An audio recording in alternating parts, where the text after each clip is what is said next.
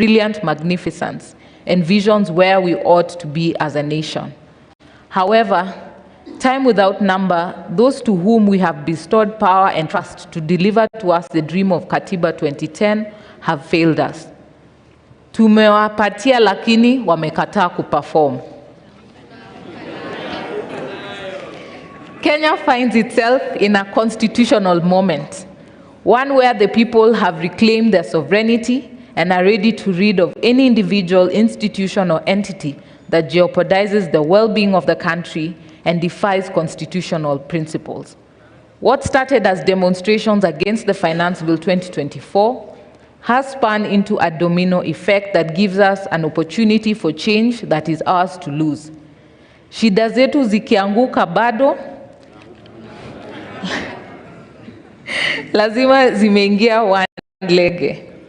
It is thanks to this realization that the Law Society of Kenya, all our partners and stakeholders have taken the obvious step to join all of you in forging the path on which we want our country set. Thank you for embracing us, thank you for allowing us to stand with you, and thank you for allowing us to be part of you.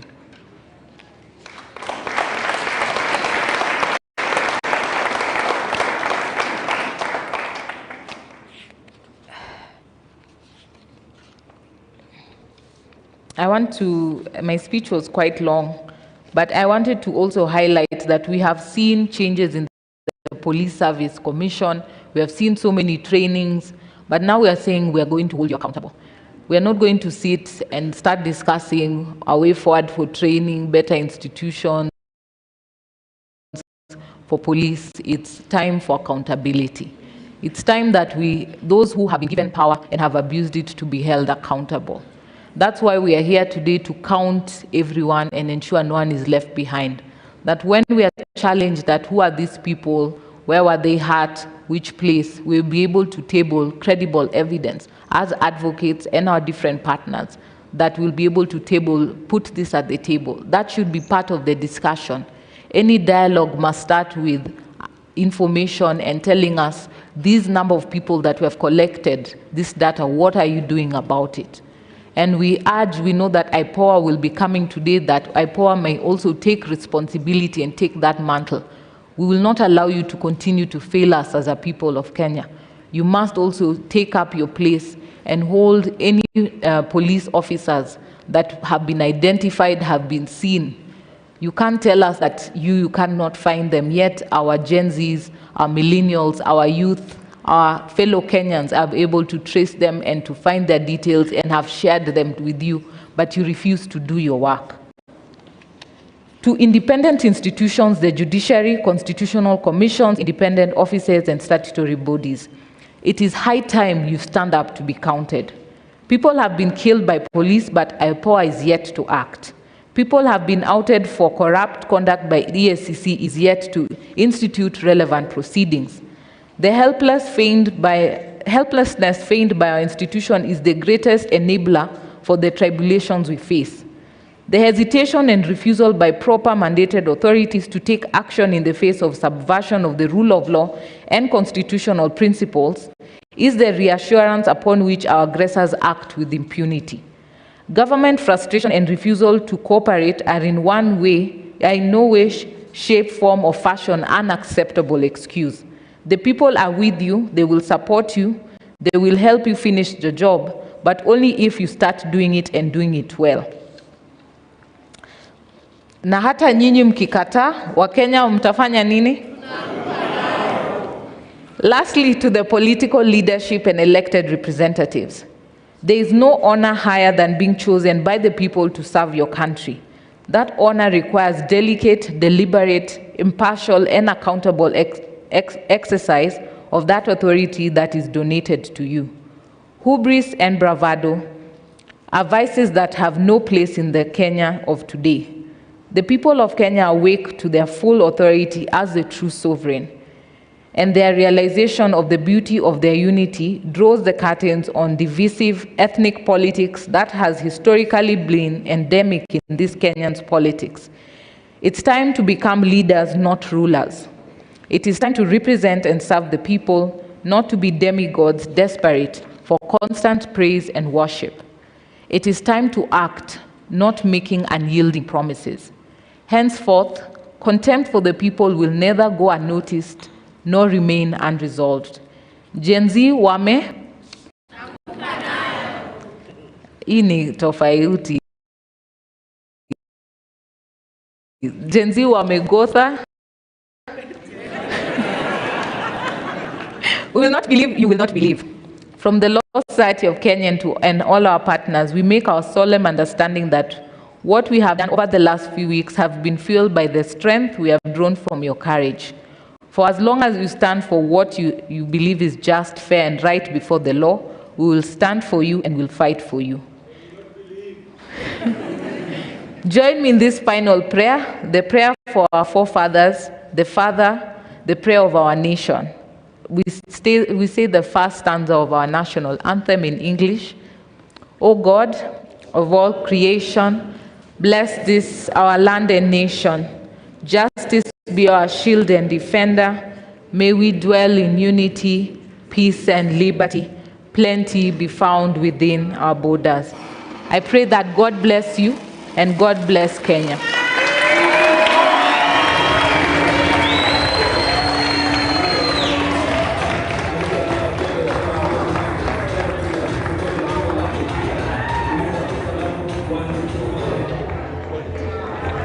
Really? Come, you guys come. Come. Steve.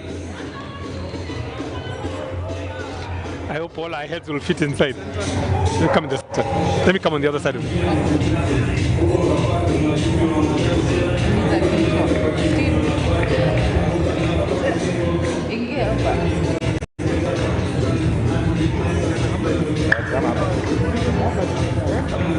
Will we all fit?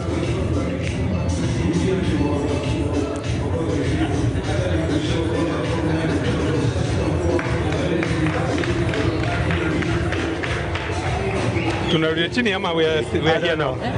Were we going back down? Do we go back or stay? Where's the next one?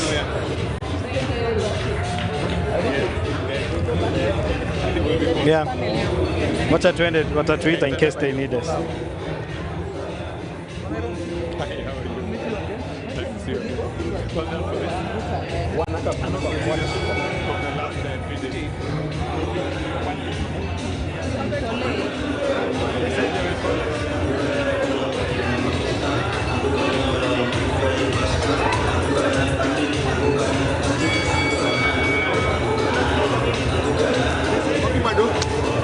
What am I do?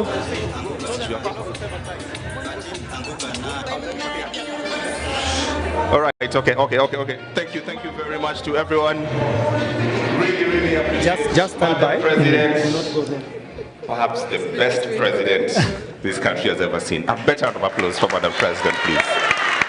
And absolutely, really great, the comments and seeing what we have to do today. I'd like to call us back to attention because we have a lot to cover today. My name is James Smart. Allow me to welcome all of you again for the second panel. On this second panel, we have Dr. Willie Mutunga, who's joining us on X-Space, the famous X-Space. All right, let's listen to Dr. Willie Mutunga, former retired Chief Justice. All right, Dr. CJ, please give us your comments.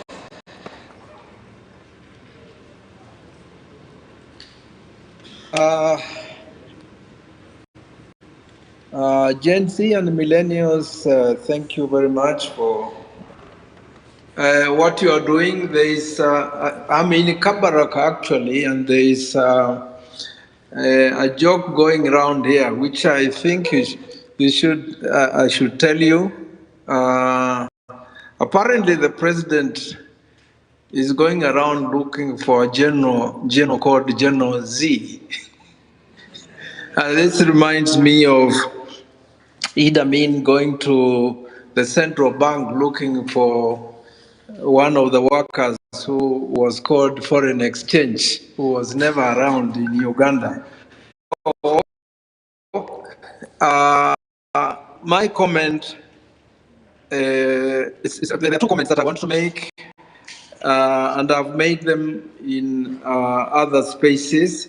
One is that what happened the other day, and I think this has been discussed, so I'm just reinforcing what we have always said for a long time, that the factions that rule Kenya cannot be described in the way we describe them as that there's one, faction that is the lesser evil, and that we have to choose evil.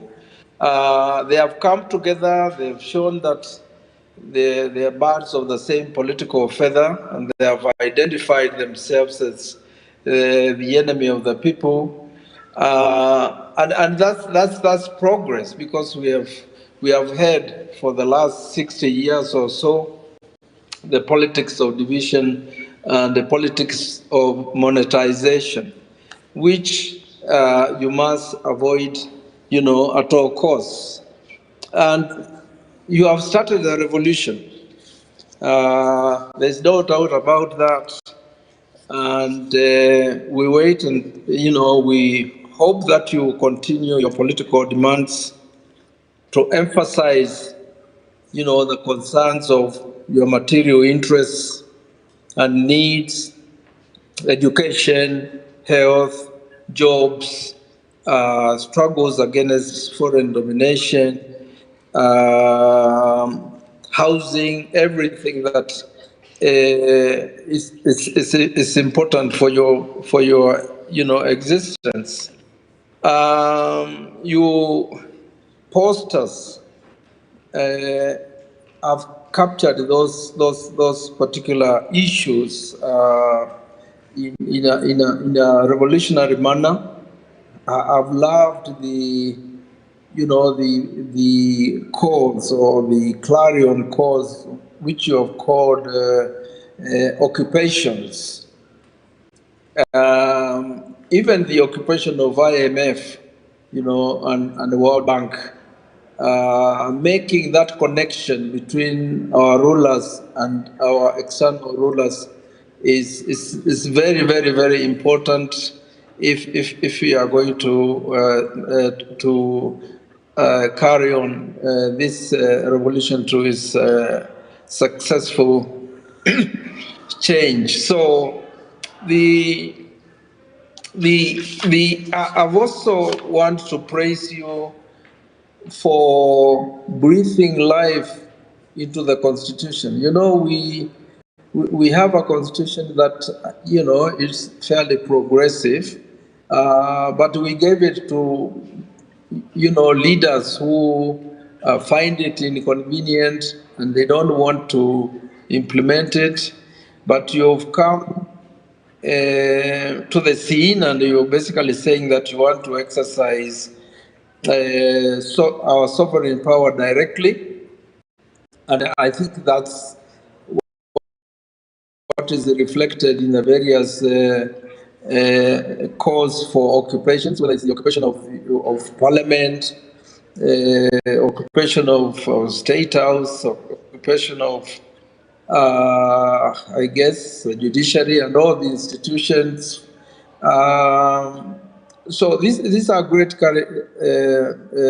clarion calls, and so I just want to finish by again glorifying what you're doing, and asking you to keep your eyes on the prize, avoid divisions, because the people you are dealing with, or the class you are dealing with, you should never underestimate them. They are geniuses in politics of division, ethnicity, religion, and if that doesn't work, they also got plenty of money to stop this particular movement.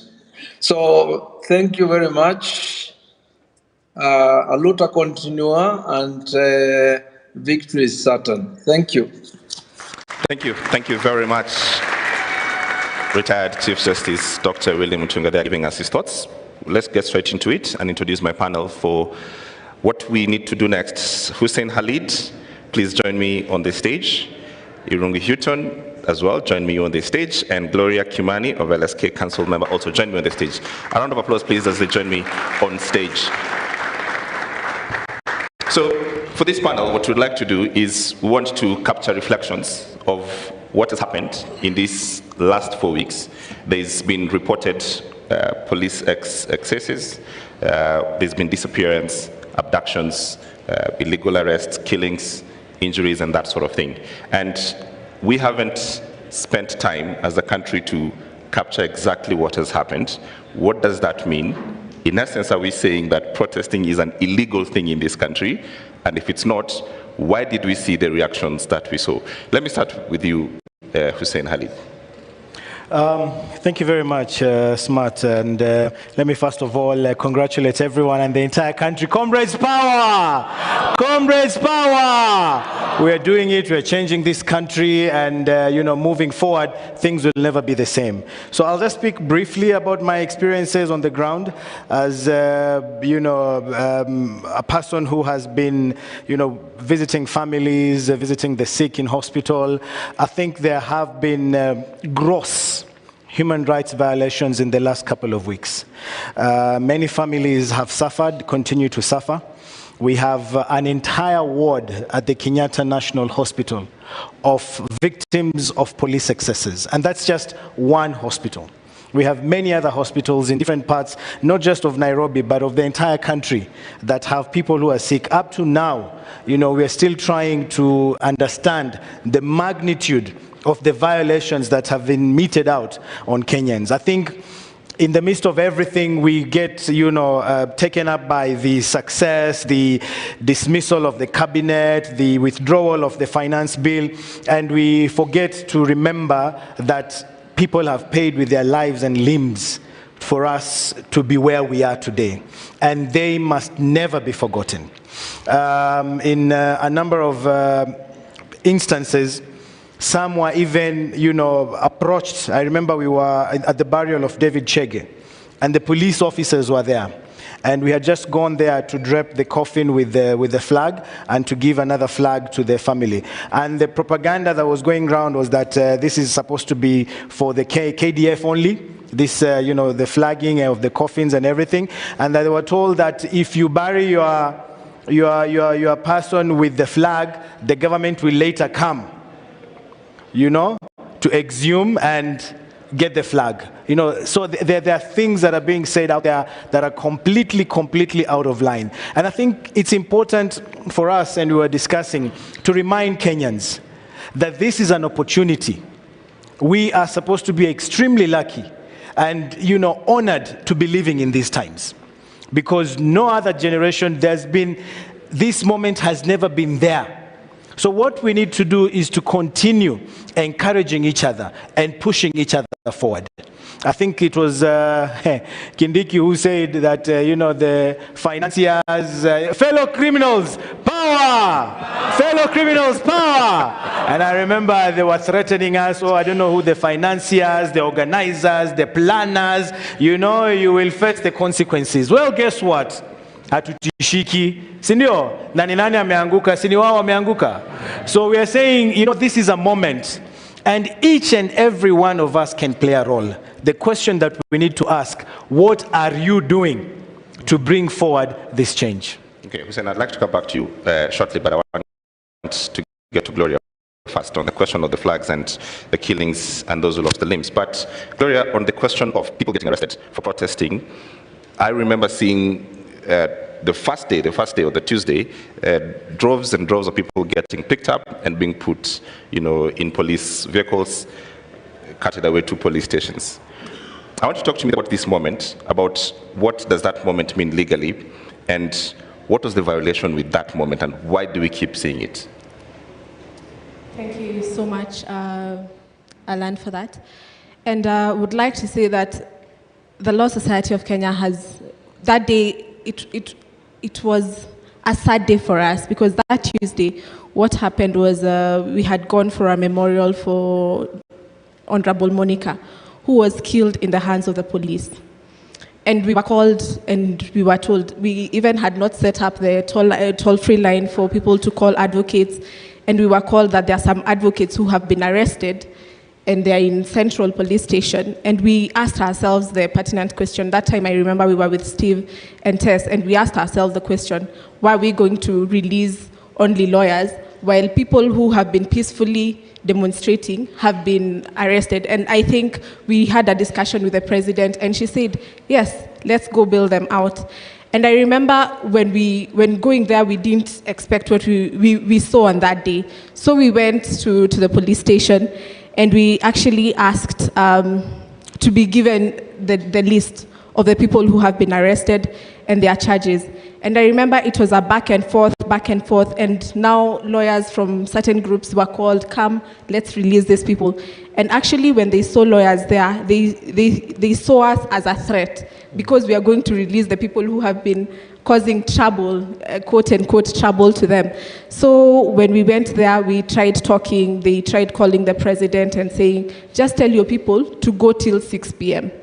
And we asked them, why till 6 p.m. has the law been suspended till 6 p.m. that we can only release people after 6 p.m. And when we demanded to stay with the people who have been arrested in the police station, they threw tear gas at us. I remember even one of our council members, Otto, they threw a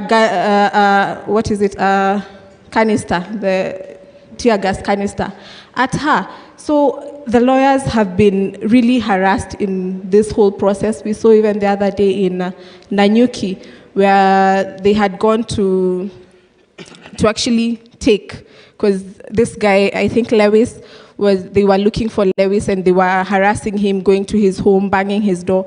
And they decided, okay, let's take him to the police station. And when they went, they were all chased away. Lawyers were chased away and they were told, no, we want to speak to Lewis alone. And they said no. And it became a commotion. And they started beating the lawyers and chasing them out of the police station. So what does it mean? It is very lawful, especially for what had been happening in the first times of the demonstration, where people were coming out peacefully. They are just with their water bottles, they are just singing, chanting, and they were not causing any kind of fracas. And I think the government had not seen such kind of a thing. They thought everything will be organized, will be uniform, but when they saw large numbers coming and they were wondering, how can we contain these numbers? Because they thought it would just be like the normal ones, and by 2 p.m. they're at home, or 3 they're at home. So I think we need to defend the Constitution, and we are saying peaceful protesters, and that is the case we have seen all through. Peaceful protesters are being arrested, and that is what we are standing for, that you cannot just be arrested for exercising your right. Right. Yeah. Irungu, to keep up on this space, the police not only threw tear gas, but they were shooting live ammunition, rubber bullets, beating up protesters. But most importantly, we also saw police without uniform, completely face covered up, somehow mingling with the protesters, and the rest shoot, and perhaps some of those abductions happen in these moments. I want to ask you about what should the police be doing during protests, and what we just went through, just how illegal this whole is, and what can we do anything about it, or it's just a matter of, well, we reflect and then say, well, that's something bad has really happened, we need to move on. So the illegalities in terms of policing that we saw over the last month or so did not start then. I think we have to go back to 2023, we have to go back to 2017, and we have to ask, why is it in a point where the state is being challenged on the basis of corruption, on the basis of inequality, on the basis of impunity? Why does the state respond so violently to peaceful protest? And as Amnesty International, we monitored with the Kenya Medical Association and Law Society, and of course many organizations here under the auspices of the Police Reforms Working Group. And we saw the pattern of policing essentially was to destroy the possibility of a peaceful protest. How that starts is commanding officers failing to accept letters of notification. The second thing that happens is you arrest anybody you suspect to be an organizer. Now, what is a protest organizer? A protest organizer is also a marshal. It is the person who makes sure that when we write a letter to the OCS and we say, we are going to move from this point to this point, we are going to approach this government office, and we are going to hand over a petition here. That is the person that controls the crowds. So once you take those two quick actions, you immediately send a protest into confusion. And we have said this so many times to commanding officers, to the more senior police officers, that as soon as you disrupt that process, you have thrown a peaceful protest into something that is not provided for within Article 37. The second stage is to have police officers coming like criminals, either in balaclavas or without identification, or with vehicles that have 4 or 5 license plates, and they embed themselves. They pretend to be protesters in order to arrest protesters, or they pretend to be journalists in order to arrest journalists, or they tear gas medical officers. This is what we saw this time, where we set up pop-up emergency clinics, essentially for medics, volunteers, not even paid by government, to basically provide treatment, not just to protesters, but to bystanders and also police officers, let's not forget. And what happens is you tear gas them, you arrest people like Brandon, you then seize their medical records so that they can't even follow up with patients. And then the question is, for me, is actually who is behaving as if this is a riot? Who is providing the riotous activity? Who are the criminals that need to be prosecuted? So to end this point, I think there are many things that we need to do. We need to crowdsource, identify those officers. We need to bring cases against those particular officers individually, plus their commanding officers, to ensure that they are held accountable, not just for the deaths, not just for the injuries that Hussein has spoken about, but even for the violation of the right to protest and the right to expression. The previous panel spoke about the horror of having people coming to collect them in the middle of the night. That also needs to be prosecuted, because the freedom of expression is what makes us human beings. It is not just that the Constitution protects it, but you are not a human being if you cannot think independently, if you cannot articulate yourself, and if you cannot take action in order to protect a Constitution that we all voted for. Okay, right. So I want to go back to the point about, and we sort of systematically talk about not just the people, but the role of the flag, as you had brought it up. And my question is this: who owns the Kenyan flag? Hiyo ni swali rahisi sana. Kenyan flag belongs to the people of Kenya. It's not a government item. It's not. It's ours. When you talk of black, it's us. It's the color of our skin. When you talk of red, it's the blood shed, and we continue to shed to this moment, to this very day. And green is our land, you know. So I mean, I find it absurd for anyone to even imagine or to tell us that you can't do this. This is a preserve of a few individuals, only the leaders. These are today's Mau-Maus. When you are Mekufa, we are seated here today having this conversation here to Fungamano in their honor, because they died so that we can be here today. And one thing I want to communicate is that even with the families that we have been going to, you know, you can see that, you know, that resolve and that pride that they have. When you go there with the flag and you're draping the flag over the coffin, and they say, wow, our son did not die for nothing. He didn't just die like that. He died truly fighting for this country. And when you go to the family, when you're handing over the flag, you can actually feel, you know, everyone there holding the mother, the father, the family in pride. So, wasitutishe hiyo tunawaambia, you know, anyone we need to hang. In other countries, people hang these flowers in their backyards. They are there on their doors. And here we are being told that if you display the flag or if you put it sijui, it's an offense. My foot, I mean, we can't have that. Wasitutishie, this is our country, and that is why we need to reclaim. For me, I'm a grassroots person. I'm not much of a talker. But you know, everyone, this is the time. Hakuna kitu yenye hatuwezi fanya. Hata kama kila mtu anataka ice cream, sasa tunaenda tunaambia serikali hiyo tax, nunulia kila mtu ice cream. I mean, you can't tell us anything. So not just the flag, Everything, even the emblem, ukitaka kuvaa kofia uweke nini, it is yours. So hiyo mambo ya kutishana, that fear is gone. When we lose our fear, thank you very much. Gloria, same question. What is this problem with flag, and why do we have this sense of belief, and especially the security forces and the guys who run government, that they own this item, exclusively theirs? Sorry? They think they own this item. It's a government product. One, we need to remember it's a symbol of this country. And if it was illegal, I think I'll be the first one in this place, kushikwa. Some illegalities I have used it, yes, I have used it as a lesson, but not necessarily, but showing my patriotism to this country.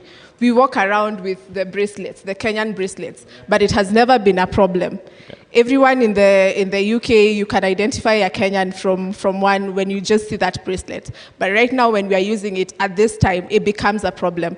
Then I think we are not the problem, they are the problem, and I think they should deal with it. And this is just speaking because we have had, we see people putting the flags on their cars. Right now, they're even ashamed of putting those flags in their cars because we will flag them that tutaanguka now. So I think it is not a problem right now. And carrying your flag is patriotism. They did it very proudly, and now we are the ones saying we the people are taking it proudly, and we are carrying our flags, and let them know that we have the power in our hands. And I think one of them, the symbol, is our flag. Mm-hmm. Irungu, same question, and I will come to the audience to get some reactions to it, and also we are doing this on Space and live on NTV as well, so we'll go to that to get your comments, and this is our conversation. Irungu, the same question really about this piece of item, the flag. Let me step back and then come back to the flag. So in a crisis, all nations have three choices. The first is to twist towards constitutionalism, the second is to twist towards authoritarianism, and then the third choice is anarchy. Now, what this movement has done has twisted towards constitutionalism. In constitutionalism, there are things that are non-negotiable.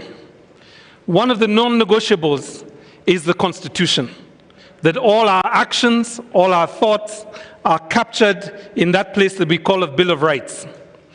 And it is clear to me when I saw those crowds marching with constitutions and police officers without a single constitution among them, but with batons, I began to see the righteousness of what was happening on our streets.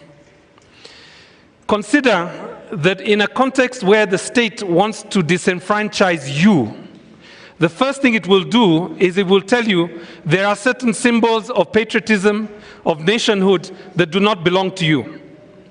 The flag does not belong to you. It is okay if you don't take a voter's card, or you lose your ID and don't bother to get another one, or you don't volunteer in a school clinic, in a school nearby you, or you do not volunteer in a clinic to oversee a public resource that keeps our people safe and dignified, or you don't volunteer at all. That is what a state tries to do, to remove that section in the Constitution that has expressed itself so loud in the last 3 weeks, and that is Article 1. If you do not seize this moment, not just as I think it was the president who spoke about this, if we do not seek this moment, if we do not grab this moment as a moment for the third liberation, then we are going to squander this moment more generally. So I would say to those cabinet secretaries that are waiting, that are lobbying, and perhaps if they follow the same route that they took in 2027 and 22, that are beginning to put money together to buy a cabinet secretary seat, if they do not come with new ways of working, then consider they have come to reap where they did not sow. And they are coming essentially not to build on this constitutional movement, but to take us back to a place that we did not want to do. So wear your flag. If necessary, have a flag, have an outfit made from the flag, and let's walk around with underwear, trousers, t-shirts, and jackets. Okay, great. Let's get a reaction from Space. I think Masika is online. Masika, could you tell us what your reflections of this protest were, and then I will come to the audience here to get their reflections as well. Thank you very much. I really appreciate. I hope I'm audible enough. You're great. Yeah, so I really appreciate that we are having the Citizen Assembly, and one of the key things that we note clearly is that things have changed, times have changed. We are no longer in the olden days. I was listening that bit on the police and the police upholding the law. And maybe one of the things that the LSK can be helping us to know, because I think the police are enforcing the law, but they don't know the law. Because when you ask a police officer why they are arresting you, some of them clearly do not know even the procedure of arresting, whether you're a criminal or a suspect or something like that. Do they have it in their curriculum? Because these guys go in the training camps to do martial arts, to do work on how to use batons to beat up people. But when you ask a police officer to uphold the law when they are arresting you, do they have the knowledge of applying that law? So for me, that has been a question, because the problem with the police begins at the time of recruitment, because you look at even the people that the recruiters are looking for, then you clearly know that is where the rain starts beating us. Me personally, I did very well in O-level, and I wanted to join the police, but I was removed from the line because I was told that I needed to go to university and study. But I needed to become a police officer, whether I started as a serviceman and then later on be promoted, but they refused because of my grade in Form 4. So one of the things that we need to push, even as right now, because our voices are being heard, and this is how it's going to be, can we have anybody, even if I got an A in Form 4 and I want to become a police officer, I be allowed to become a police officer at whatever level I'm beginning? Because we have graduates who got A's and they do not have jobs and they're doing border work. So if I got an A and I want to become a police officer, they should allow me to join the forces. Because one of the things that we are battling with is some of the guys that I'm not saying that if you scored less in Form 4, you don't have brains, but clearly most of the people that we meet in the police and they are arresting you, you can clearly tell that they do not even have the ability to engage with you and tell you why they are arresting you. They just come using muscles and power. So I think the police do not have the knowledge of the same law they follow only commands that they are given. So when you say you're doing a peaceful demonstration according to Article 37 and you're not destroying any property, is that police officer who is arresting you aware that there's such Article 37 in the Constitution? Because that is where the rain begins beating us. Can we have the law, part of the law trained to the police officers who enforce the law? And then arrest, I want to think, arrest should be done in the open, and somebody should be notified, because we are having abductions and the police are picking people from the street and their homes. Can we have, if you arrest me, please allow me to notify my family members that you have arrested me and where are you taking me? So as I finish on that police thing, I think the failure of the police starts at the place where you're recruiting them, and it also continues because of the curriculum they use to train the police officers. And then when I come on the flag thing, the flag is a national symbol. The same way we sing national anthems. I have a national anthem on my phone as the ringtone. Why am I not being questioned? The Constitution, I think, is Article 9, just says national symbols. It says the coat of arms, the national anthem, the flag. It is patriotism for me to put on, like somebody is saying, I can even do an underwear showing the national flag. It is the love of my country and the symbols that represent my country. So I think on the flag thing, it's an intrusion. We can use the flag in whichever way, as long as we are not disrespecting it. We're just using it to show the love that we have for the country. Thank you very much. I need to hand over the microphone to one person next, then I come back here. Sylvia Ngati. Sylvia, if you can take 1 minute and give us your reflection as well.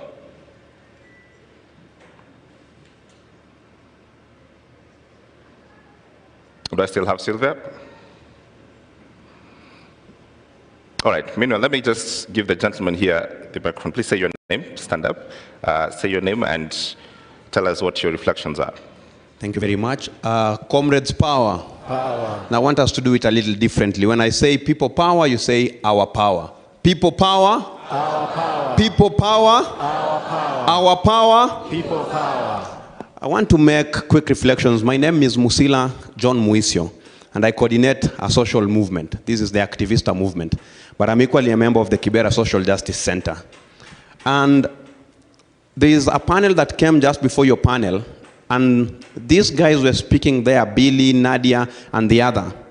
And all they did before was to be on social media. They just used to tweet on things that pleases them. And for the first time being on social media, attracted problems to them, that they were abducted and all that. And I wanted to ask them a question, and I think I still need to ask a question to the room.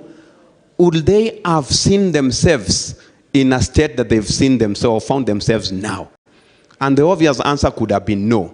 If it were me or Apiolal and a few others, being arrested today will not be a scare to us because we've been on the streets a number of times.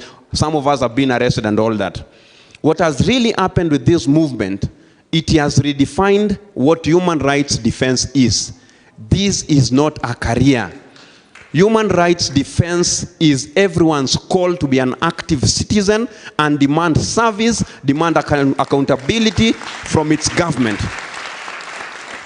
And so when I see young people today, every day spending every second on social media to just speak on issues of accountability from their government, I am so elated because it is no longer about a few who held the title human rights defense. But before I sit down, I want to make another just quick reflection. You've seen just the other day that the opposition joined the president to try and protect their interest. In 1975, before J.M. Kariuki was killed, he made a very simple statement that Kenya had become a country of 10 millionaires and 10 million beggars. Now today, the beggars have united against the millionaires of this country. And all they are saying, enough of you taking advantage of us. And it started very simply by rejecting the finance bill. So my last statement, smart as I sit down.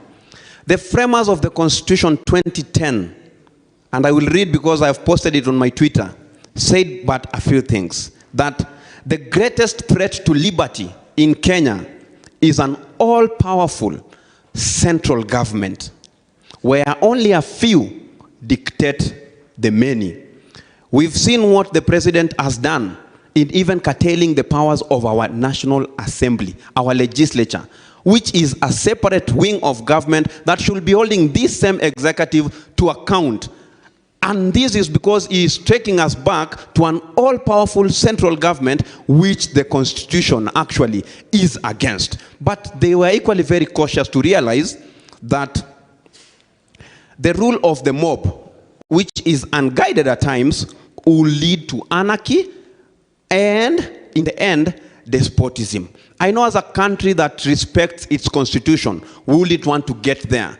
So as we've been pushing, we are equally very cautious not to allow anyone an excuse to say, I turned this country into a military state because the mob did not want to be guided. I turned this country into a dictatorship because the mob insisted into it. So we are pushing, demanding for good governance, demanding for accountability. We are not relenting because, as always, people power is greater than the people in power. Thank you very much. Thank you, thank you. Just give the microphone to the gentleman in a suit at the back. Thank you. Viva, comrade, viva. Viva. Amandla. Thank you so much. Comrade, I just have an observation in form of a question. That, of course, we are doing well with the national government. But there's a group of people who are really devolved and in touch with our people, or the proletariats in the villages, back in the counties. I was saying that, comrades, let's not forget the counties. That is the people who are also interacting with our people back there in the villages. So after this struggle comes from the national, we go back to the county government so that we fight this nepotism and fight for transparency and accountability. I want specifically to appreciate Aki Africa. I was there, smart, I'm traumatized up to date. This guy is so quiet, I don't know what he's using, I'm shocked. They took me to a mortuary, I ran away with this gentleman during Rex and Evans postmortem. I don't know you are made of what. All those parents were crying on their chests. I was shocked to see them still walking. I was shocked on the hardest day of the strike. You know, on Thursday, few people came. Among the few who came, and Shakira and the rest, now to notify us and to get us very, very easy on Thursday. I remember those guys were going to an extent of tear gassing where people were being treated. You are just wondering, what kind of human being is this? This is a place where people are now being treated, please. And they're even going ahead to tear gas a petrol station. We are at the corner of the total there. It was quite unfortunate. Please, comrades, the question I wanted to ask with care and with utmost humility, how can we organize this struggle in a way that we don't lose the gains made and we don't lose the focus? Because if we end up in the morning, someone is saying we fight for this, fight for that, fight for this, fight for positions, then we are going to lose this focus, and these guys are going to run away with all the gains that we have done, what? We have made. So I was just pleading with those in the panel, if you can guide the conversation to a clear focus. Because now there are also political rivals who are taking advantage of this thing. Like someone is planning to vie for 2027. What is the next thing? 20 to Salami and Ani. You are getting? Not for the struggle, but for the narrow, self-seeking interest. That was my plea. Otherwise, Aki Africa, may God bless you. And I'm pleading, colleagues who are seated there, how can you debrief? I'm a teacher by profession. Some people who came for the struggle didn't even know the road. I was shocked, someone asking me, amefika Ngara niuliza wapi barabara ya kwenda Kabete. You can tell you. When we are taking that round about Nyayo, wale waliangusha fence, those who are falling down, wale waliona, they are still, I still feel the smell of blood mpaka saizi. So how can we debrief these people by counseling them? Because some people may also turn violent after this one. Because some wengine wako wamezoea that kind of exposure. I remember one girl alitoka tu nyuma tu akaanza kupiga kelele na nduru, watu wakimfuata. Watu wakimfuata tu nyuma tu. Ni kama ako possessed. So how can you also organize that? We have centers, we communicate where these people can come and we get guidance and counseling. May God bless the struggle. Thank you. Can you take your brief as well and keep it a minute or less? Brief. Comrades power. Comrades power. Now, I want us to trace the bullet that was in David Chege's head. Back to the trigger, to the magazine, to the command, Adamson Bugay, to Japheth Kome, and we make it very clear where the accountability stops. My point is this. The person who is ultimately responsible for all the death, the destruction, is the president. Okay? Let's not make excuses. Let's not say the police, the police, the police. They are individually culpable. But ultimately, it's the president who takes responsibility. RUTO must go. RUTO must go. As I finish, I think the problem we have, and I'll put this to the panel, I think we have a country that is lacking ideology. And please, civil society, help us define the ideology for this revolution. Because we have inherited a system, colonial government and governments after, where governance is about brutality, repression, plunder, and pillage. So can we have an ideology moving forward? So that when we fight, when we occupy spaces, we're occupying spaces knowing the Kenya that we are fighting for is defined by this certain set of values. Otherwise, without values, we'll get back, certain politicians will come back, and we'll have the same battle over and over again. Thank you. RUTO must go. All right. Can I get ladies in the room, please? So bring the microphone to the front. Yes. Good afternoon, everyone. It's good afternoon, I think.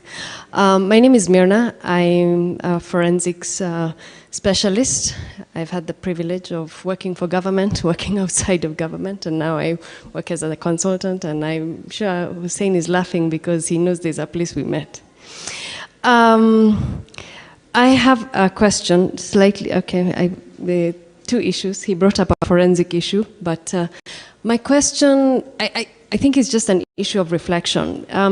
Since the start of the protests, I've been wondering, and when I go into every office, I see the picture of the president. I don't mean any disrespect, but is that also a symbol of, that is compulsory? You understand, like, I wonder why I don't see the picture, a framed beautiful picture of the Constitution of Kenya, of the preamble signed by the Kibaki.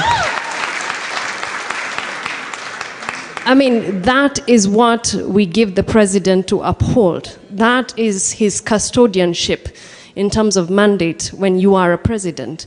So I think we have to do away with the frills, with that kind of, you know, self-aggrandizement, idolatry somewhat, because it's also, you know, it's behavior modification. You keep seeing this image, and instead of seeing the Constitution, instead of seeing the rules by which we want to govern ourselves as a society, we see a person. And so none of us can get away with seeing this person, either at national government level, offices, public offices, private sector offices, county governments. I think it's time for us to put the symbols of power by the people where they should be, and the symbols that need to be transitioned out, as my dear comrade has said, you know, is then moved towards what's the ideology of this revolution. I would say we need accountable governance.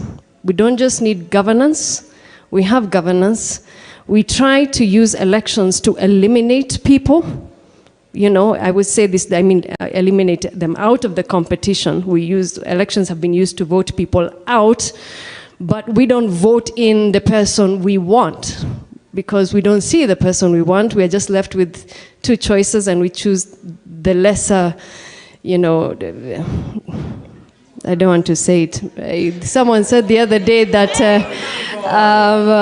mababas wa Eve, you know. So, you know, we can't do that anymore. And I mean, when I think about all these things, I'm just like, this country is a beautiful country. We have, with everything that has happened, we are here. We are a regional power, we are respected, and we need to move forward from that. But we are now stuck because there is no accountable governance mechanisms in every agency of government, parastatals, sagas, you know, and our priorities are just simply upside down, and our foreign policy is dictated not by us, but by others. And I'm like, we cannot continue like that. We don't want to be the princes that are being ruled by fools. I worked in government for many years. Merit is secondary or tertiary to networks and connections. You cannot change the system from the inside. I tried. I was in government for more than 11 years. You cannot climb. In all those years, I never saw a budget. We were never told, write a budget. You don't prepare for results. What is a planning for results process, or what they would call the equivalent performance contracting. And so it's hard to even appraise people. When people come and say, okay, what have you done? Where is your appraisal? You know, there's no appraisal, right? So I think the ideology should be accountable governance, and if we want justice and we want independent investigations, when I say forensic, say evidence management. Forensic. Evidence management. Who is in charge of evidence management in this country? You cannot have the potential perpetrator be the same person as the investigator. And right now, the National Forensic Lab is in the hand of the National Police Service. All right. So you cannot investigate crime and conduct the scientific analysis of that evidence. Okay. So half the evidence is sitting with families, and we are here, you know, outside the system, and half the evidence is inside the system. Thank you very much. I have decisions to make. I have many people on space, and I have many people here. And I have audience here. Do I have a lady? I'll come back. Don't worry. Yeah, I'll come back. Let me go to space, get one comment, because they're also participating and they want to be here. Daniel, if you can make your comments in a minute or less.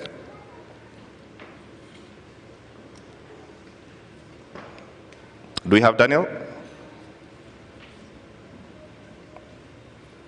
Okay, so we'll come back. But let me just get quick reactions to this so to move the conversation forward. Start with you, Irungu. I'm told Daniel is here. Daniel, can you hear us? Please make your comment. Yes. Thank you so much. So I want to go one step back and look at the Constitution. So when we inaugurated the Constitution, what we did was that we changed who has power. We clarified that, we the people, right? And what's happening now and what you're seeing in this movement, we want to now define and clarify what power does, because now it's clear who has the power, we the people. And going forward, this movement continues to clarify, what power does. Now, what we need to do going forward, I think, this is my opinion, is that we need to make being in public or being in public office so undesirable for somebody who doesn't like to be made accountable. So undesirable such that the only people who get attracted to those offices are people who are open and are willing to account. And that's the biggest problem that we have with corruption. And that's the biggest problem that we have with the police and so on and so forth. Now, one question before I go, and this is a question to the panel. I'd like to understand, we are the children of Kibaki. We came, this generation millennials and Generation Z. We came with a free education, and I said this in my TED talk a few years back, that we have had a 360-degree Kenyan experience. Unlike our parents, we have the full consciousness of feeling Kenyan. Many of us don't even speak our mother tongue, or our primary languages are national languages. We have lived everywhere in the country, and we have a full 360-degree Kenyan experience. With also digital media, it has culminated with this consciousness of political consciousness. Now the question is, how can we, going forward, manage this movement? We know that part of the reason why we are seeing many changes is also because we have a debt issue. And the cancelling of the financial bill, and also we've seen that Moody's has also downgraded our credit rating, and we will have a problem with money. And usually when there's austerity and a problem with money, the regime might use that as an excuse to bring some sort of social injustice by denying services to the people who are most needy with the excuse that we don't have money, right? And some reforms can be difficult to push through because the president will say we don't have money.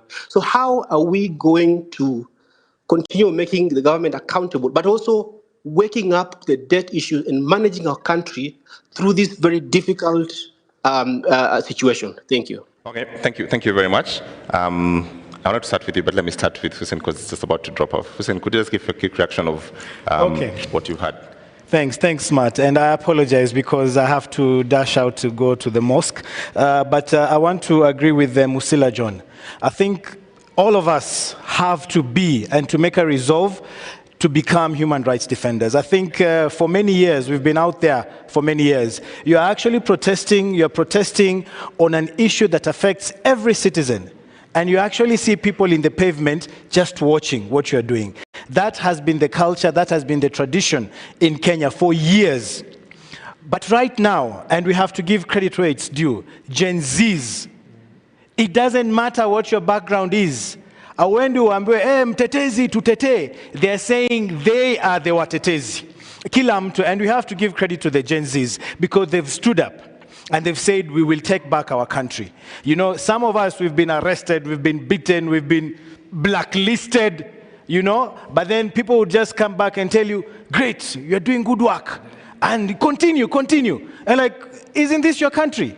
So for the Gen Zs, for that change, we give credit where it's due, and we tell you hongera, and let's keep on with that.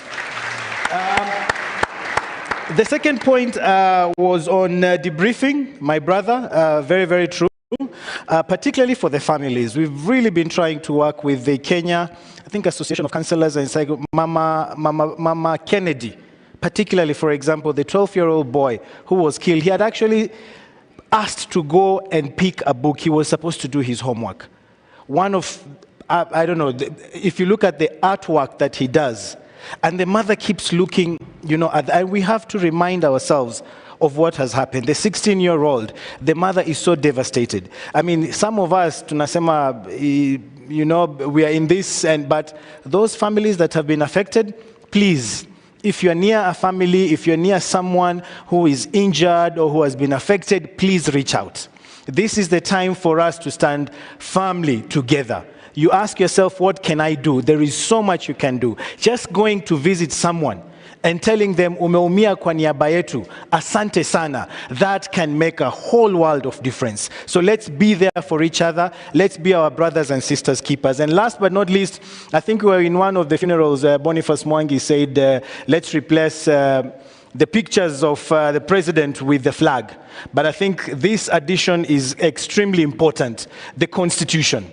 So the flag and the Constitution is what each and every person should have hanging somewhere in our house, not the president's photo. I mean, you know, and we have LSK here. Could you please confirm to us that it is not illegal to have a picture or, you know, the Constitution somewhere in your house or in your business? Is it illegal? It is not illegal. So we make a resolve here today, the Ufungamano resolve, that we remove the picture of the president and we put the picture of the flag and of the Constitution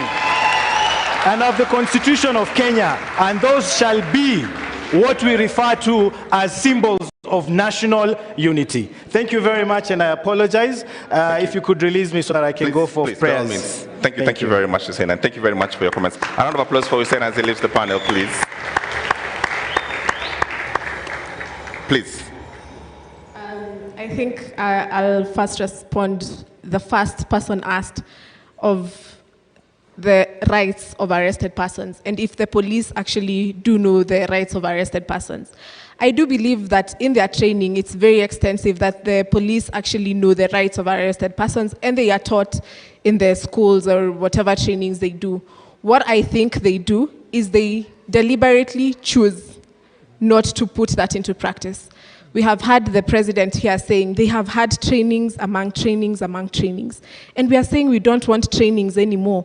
The police have been trained enough and they know. But what they are doing is following a command. And that's what we see. When we go to the police station, I remember even the other day when I was speaking to lawyers, I was telling them, people do not know actually of their right to remain silent when they are actually arrested by the police officers. And this is something I think we should pick up. And we have been saying that human rights defenders and only lawyers are the ones to defend the Constitution. But remember, this was passed by each and every one of us in 2010. And one of it was Article 49, where when you're arrested by a police officer, they are supposed to identify themselves and tell you why they are arresting you. I saw Bonnie laughing here because it is not known in Kenya. So I think it's about time that we take a stand, that we say when you arrest us, you tell us. We have seen now when we said reject finance bill, imeangushwa. Or we have said we need to see a change in leadership, imeangushwa. So I think it's about time that we also bring awareness and let the police know that we are watching. When you arrest us, you're not telling us why you're arresting us. And let us gather, and all of us, let's go and defend this person and say they were not given their right to be told of the offense they were charged, they have been arrested with, and they are not being given. We have had here Crazy Nairobian saying he refused to give his passwords. Naka walimsalimia vizuri sana.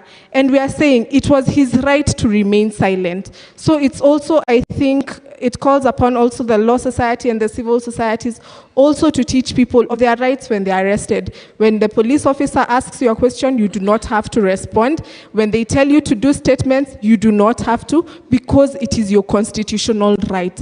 And right now, we even fear of telling people it is your constitutional right to remain silent, because when they remain silent, we don't know if they are going to die, them exercising their rights or what. But we need to remember, they cannot kill all of us.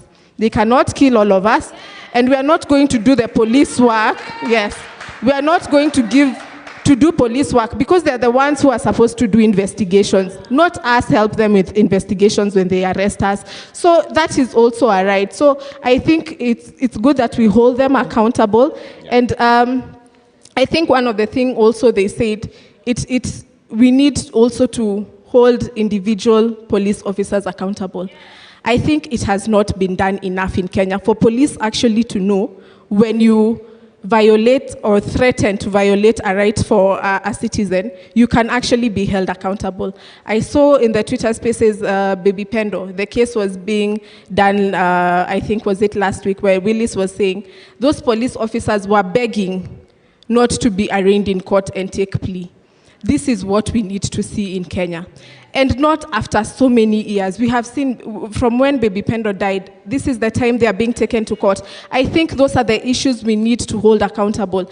The ones who will be held accountable for all this protest and whatever is happening, what we need to ask is quick investigation and them being arraigned in court. Because when we go to the streets, tukishikwa, tunapelekwa immediately, where the investigation, the 1-year inquiry and things like that. I think that is what we need to stand on, and I think we need to stand on business on that and keeping the government accountable.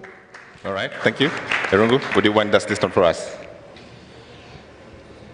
So when Denzel Washington saw Will Smith slap the other comedian, he made this comment where he said, "Be careful.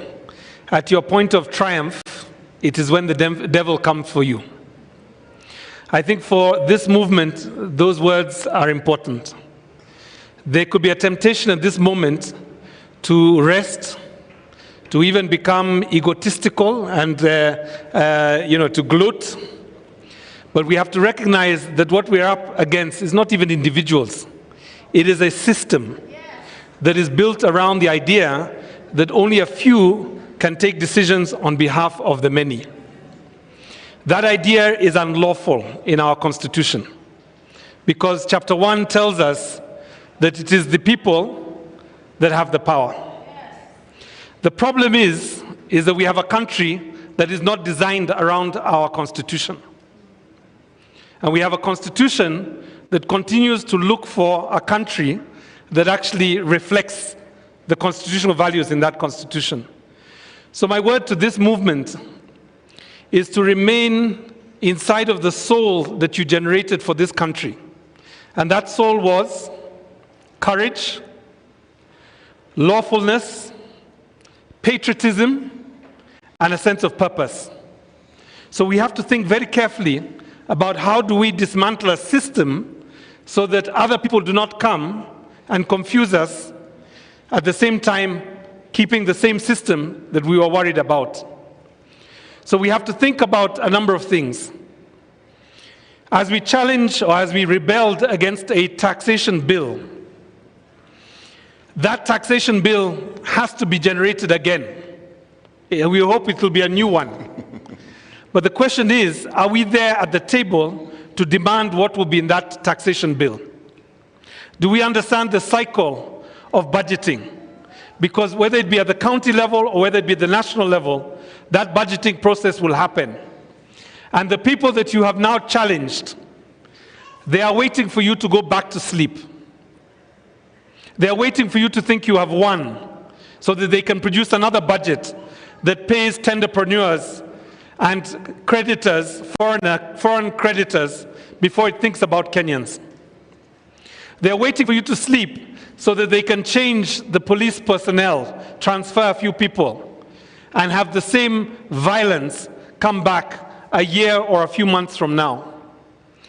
So I think what we have to do is be diligent and think about what are the propositions, what are the ideas that we are organizing around, and make those ideas so strong and so powerful that it's not just one generation who will fight for them, but our father's generation, our mother's generation will also fight for them. And just for that message, just for that point, a few days ago I got a text from a former freedom fighter And he reminded me that that was the reason that they went to the forests, to have a generation rise up and take back their country when they felt that they had lost their country. More power. More power. More power. The Gen Zs are not orphans. They have parents who protect them, who gave them money, who are so proud of them today. But let me just say that there are grandparents also that have seen what is capable of this generation and are now looking forward to that alpha generation to see what will come next. Thank you very much. Thank you very much. A better applause for the panel, Gloria and Irungu Houghton. Thank you very much. You've all done very well. Really appreciate your time and your thoughts. Allow me now to welcome for the transitional period before we get to the next panel, the President of the Commonwealth Lawyers Association, Dr. Peter Maynard, to take a minute or less to give us some reflections. A round of applause, please, for Dr. Maynard.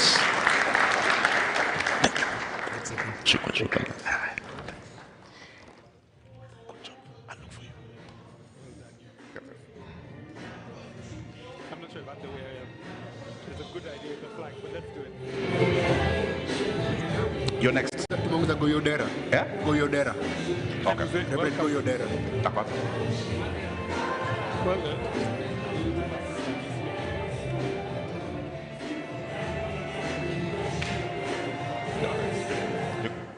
I can use this. Hey, how are you? Sure. You can use the podium. He wanted to make some remarks. Okay. Yeah. Okay.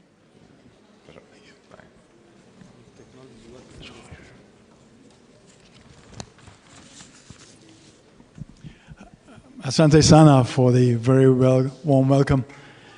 I'm Peter Maynard. I'm president of the Commonwealth Lawyers Association, which is a group of 56 jurisdictions around the world, including Kenya.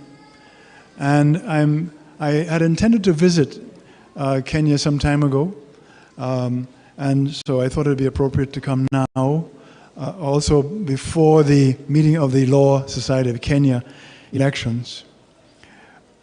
No to police brutality. No to extrajudicial killings and abductions. Those are some of the fundamental principles of the Commonwealth Lawyers Association.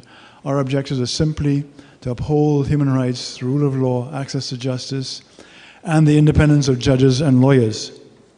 And so I make just 2 points that we have observed the situation with great concern, and in solidarity with the Law Society of Kenya, we have also issued a statement, a statement condemning the arrest, abduction, and killing of civilians.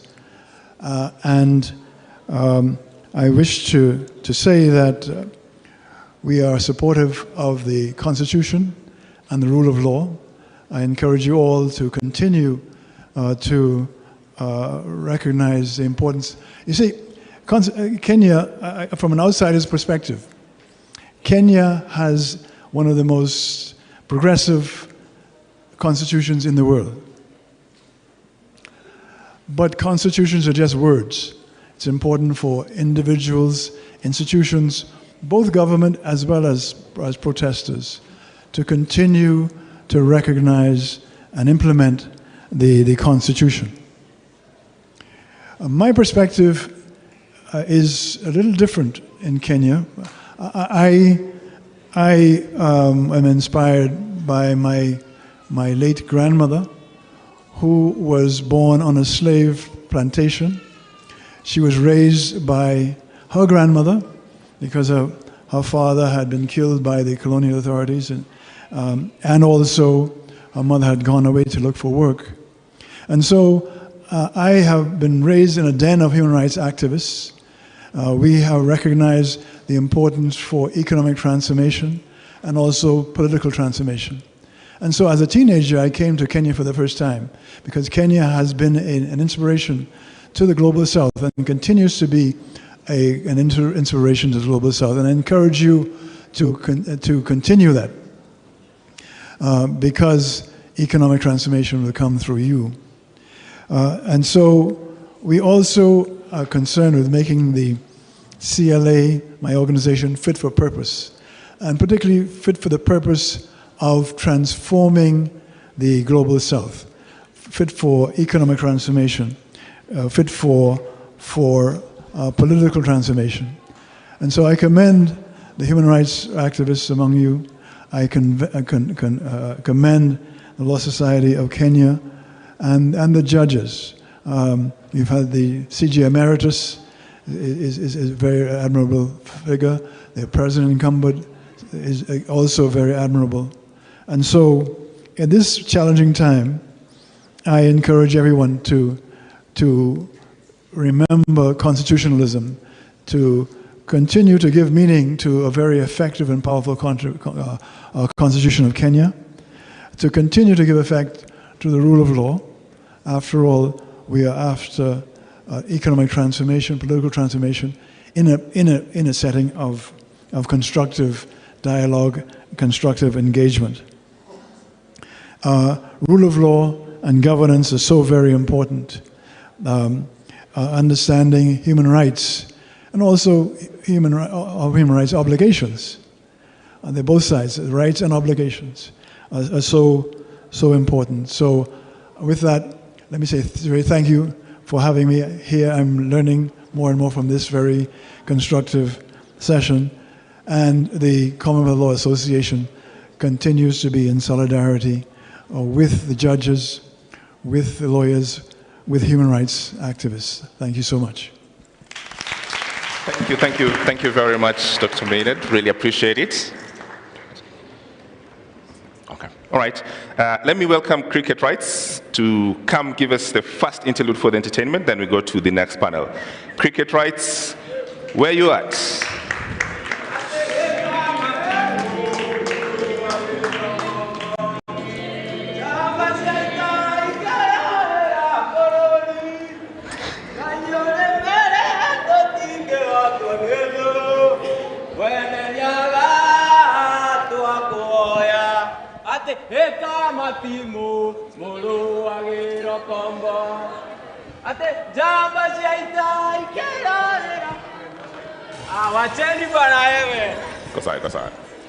So tutaunganisha stima, tutaunda barabara, tutajenga serikali na vijana ya bodaboda na mama mboga.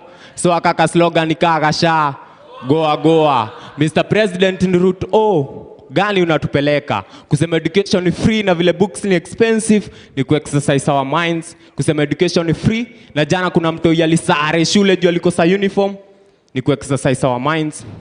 So unafilaje? Unafilaje saa zenye urezo wako na kuongoza national anthem na tujenge taifa? Alafu Korogosho, Madhare, kwa jenga wanabomolewa. Gunshot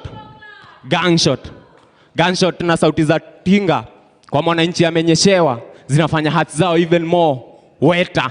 Alafu kuna sauti na ring kwa mind, mukinichagua hakuna kijana atapigwa risasi tena, mukinichagua hakuna mwananchi atabomolewa tena. Lakini Mkenya, soma story ya Jaramogi, utagundua Kenya bado hakuna. Wrong history kwa classes ndio maana youths legacy ya msteka Steve wajui.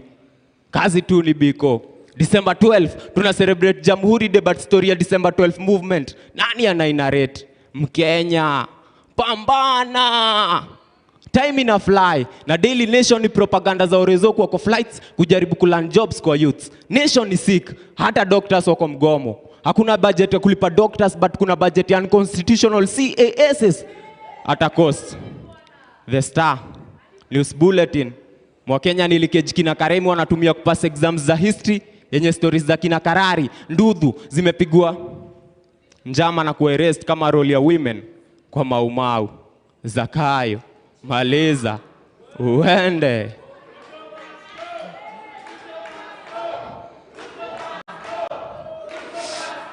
So policies walitaipa alafu zikasainwa na ball pen na hapo ndio tulichezwa. Koti wakapiga perfume na expectaji wataheshimu court order, 21st century bado gava inatumia unga kubribe nation kuvote. Mkulima wa kahawa na go loss after sales juu ya kutoa chai. So nani haoni kenyatta? Bado hakuna.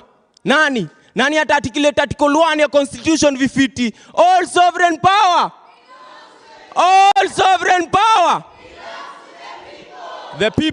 The people ni set flani ya rulers wa protect wealth kwao. Sunday wamekrama apostles creed, alafu Monday greed ina drive na testimonies za vile 7 days without prayer inawafanya weak. Wewe hujasikia kiongozi wa Wanga alikuwa na bongo na bado alikuwa deceived na sweets.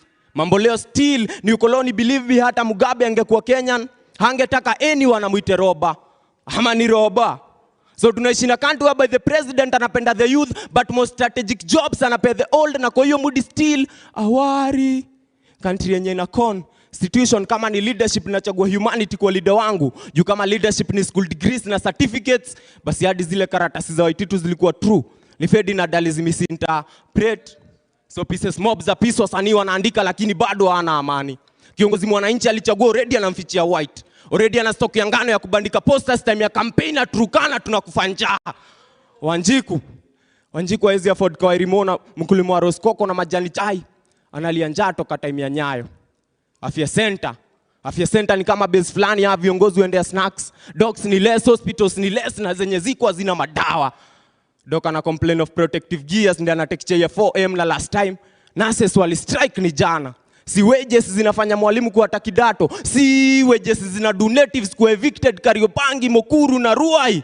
Onanyomoke Ruai ginya hakiri. So equality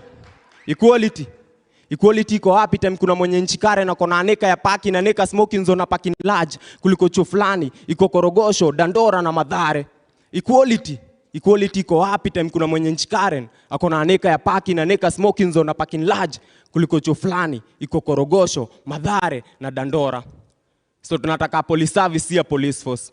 Utumishi kwa wote, si utumishi kwa kara wengine. Jukara wengine ni same na photographers kila time they've got a clear shot. Makara wengine ni kama kwa class walitoa sura viatu vile wamekuwa sharp shooters. Tulienda recruitment za makarao alafu tukaambiwa tuko na shida ya macho. Alafu after kutembea station tukapata afande amevaa miwani. So niambieni nani alifunga mwingine macho ama tulifungwa macho juu tulikosa za macho. So naitwa cricket rights.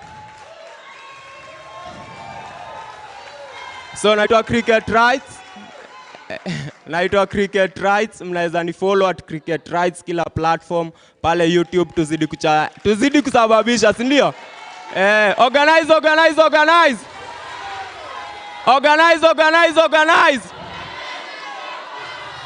Sasa comrades relax. Hawa wasanii nataka kuleta hapa next. Nimesikia ni wasanii wa smart kukuliko baba, so relax kidogo. Nimesikia ni wasanii wanaitwa wa Douglas wanakuja kuwa anguka nayo.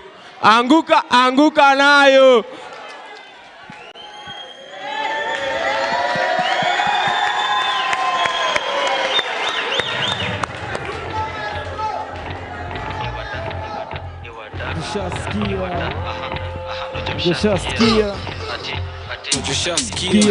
Aha. Nakushasikia.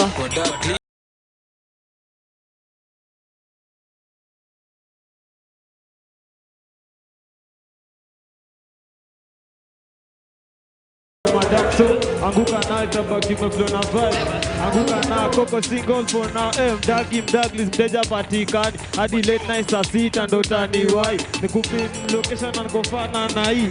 Sukate call niko chomba ya G. Mimi najua utakuwa iris. Acha nikushow kwanza form ya Didon. Nishashika mpoa na twende chini kwa chini akiwa hadi na mini. Sasa tunasikiza Shin City tuna feel free. Take a video no post pale NGC. Jina ni Kantel kurap si midale G. Anguka nayo. Anguka nayo. Check it. Anguka nayo twende down low now. Stand up to your feet mikono juu alafu click. Tuliza pesa alafu one lege. Anguka nayo. One lege anguka nayo.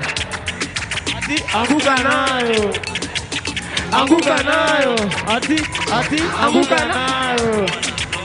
Anguka nao kama umefeel relaxed. Anguka nao kama uko na new culture. Anguka nao kama unapatina magwasha. Anguka nao anguka nao. Anguka nayo. Anguka nayo. Anguka nayo. Katika msupa webanjuka. Cheza chini kikongeza matuja. Anguka nao baby girl shaitika. Dagi matisha wa dagi babe. Ama dagi stampu serikali. Juni serikali. Tamka asali. Mnajua ni nani? Flow shabiki. Domeduka hapo naoni. Shi. Kutekewa kwa daily meeting. Ati anguka nayo. Anguka nayo. Anguka nayo. Check it. Anguka nayo. Anguka nayo. Pull up DJ. Anguka nayo. Check it. Pull up tena. Selector DJ. Watu anguke nayo. Thank you.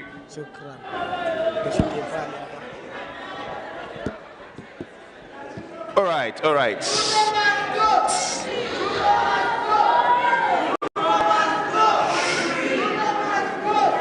Okay, all right. So let's get to our second panel. Quite some business to do. We should have DJ. So this is what we're going to do. I've been instructed. This is the instructions I've been given. When I call the panelists, wanakuja kianguka nayo. Comrades, true or true? True or true? Our first panelists for the afternoon. DJ with it. Ladies and gentlemen, Nayo. Help me welcome to the stage Nadia Mukami. Anguka now, check it. Anguka now, turn it down low now. Stand up to your feet, mikono juu alafu click. Tuliza pesa alafu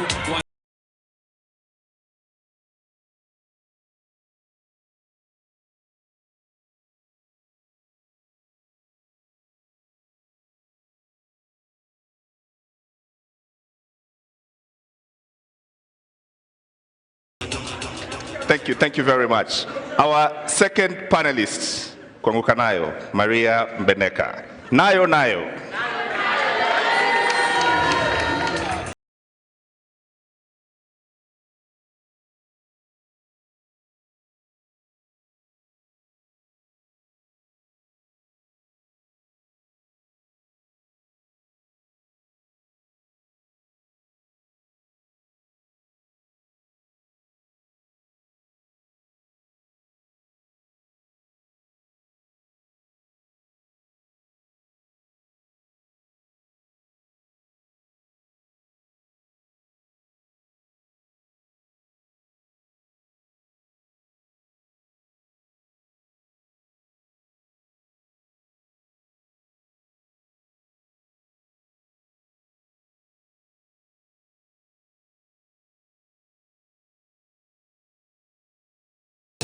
Ladies and gentlemen,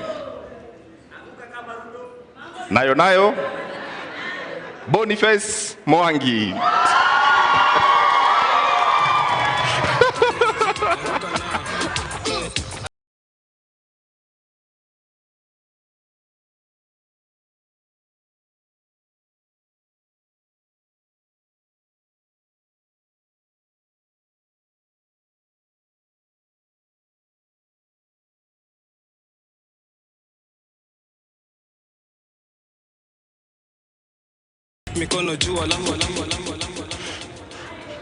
All right, and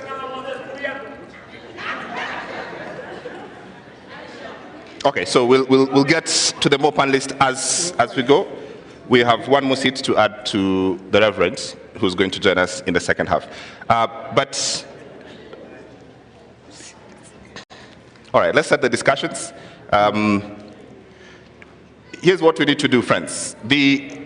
This moment has demanded something, right? It's demanded that we find a reflection and a point of view on how we understand what needs to happen next. Let me start with you, Maria Beneka, of how should we have a reflection on what should happen next? What are those actual steps?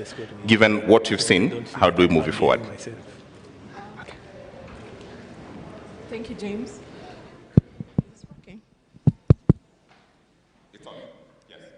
So I think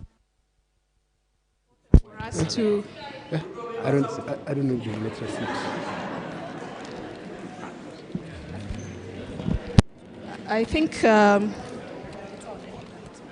okay, so mnanisikia? Volume. Okay, I think that's good now.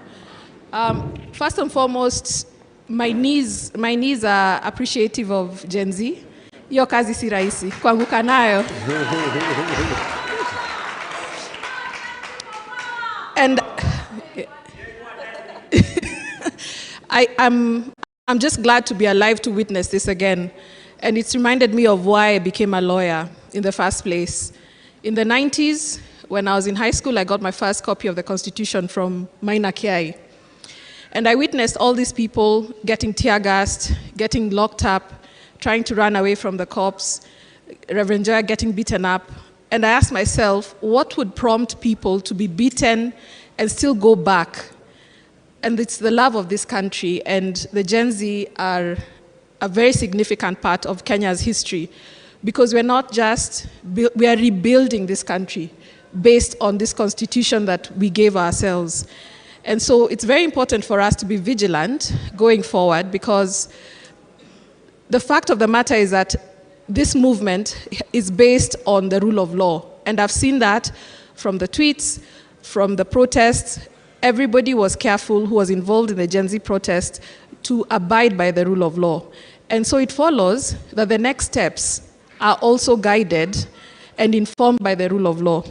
The president has sent home his cabinet. And I'm very, very proud of that singular step of sending everybody home, especially the fact that the Minister for Interior was a lawyer and presided over the abductions, the killing, disappearance, and abuse of human rights. And he had the opportunity to actually cement Article 37 of our Constitution and abide by it, but the opportunity was lost on him. So the opportunity for you and for us all as Kenyans is to ensure that the weakest link, which has been Parliament, needs to be in check. Because remember, when the vetting of the new cabinet secretaries happens, it's going to be happening at Parliament.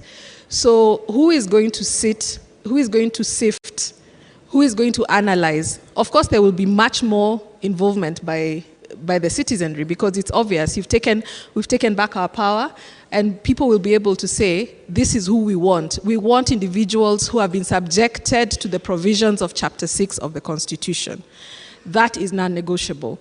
And going forward, vetting should not be just a by the way, because it's a foregone conclusion. It's just been like I'm looking for the words, but you know what I'm saying, that it's just been, we're a majority in Parliament, we're going to pass these names, we're just rubber stamping, we're not looking at the qualification of these people. So that's important going forward. That's what's going to happen. Secondly, what does Kenya look like now going forward? There's a recall of MPs still on the table. I know Kabete constituency have started a process. There's nothing that's stopping the citizenry from collecting signatures even as we speak. So those are processes that should actually be going forward. And the fact that people have shown interest in the finance bill, there should be bigger interest on the appropriations bill, which is now an act.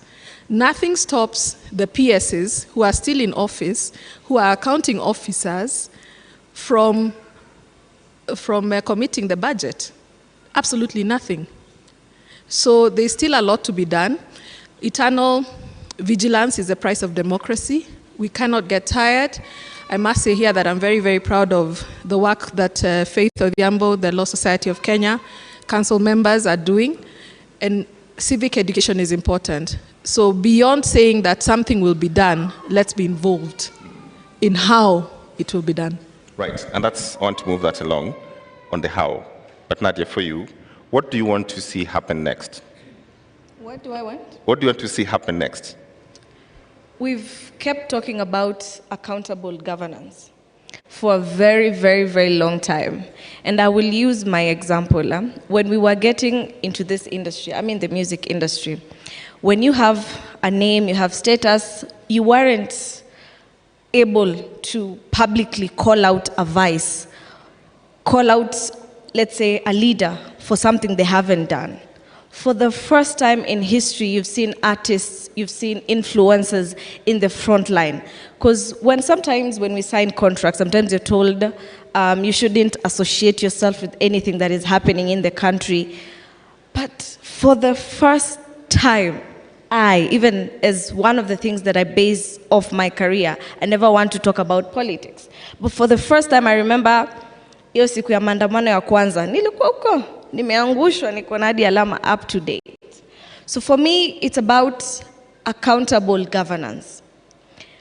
And someone said from the X space, we need to make it so unbearable for anyone who's getting into any public office to hold the office space if you do not like accountability.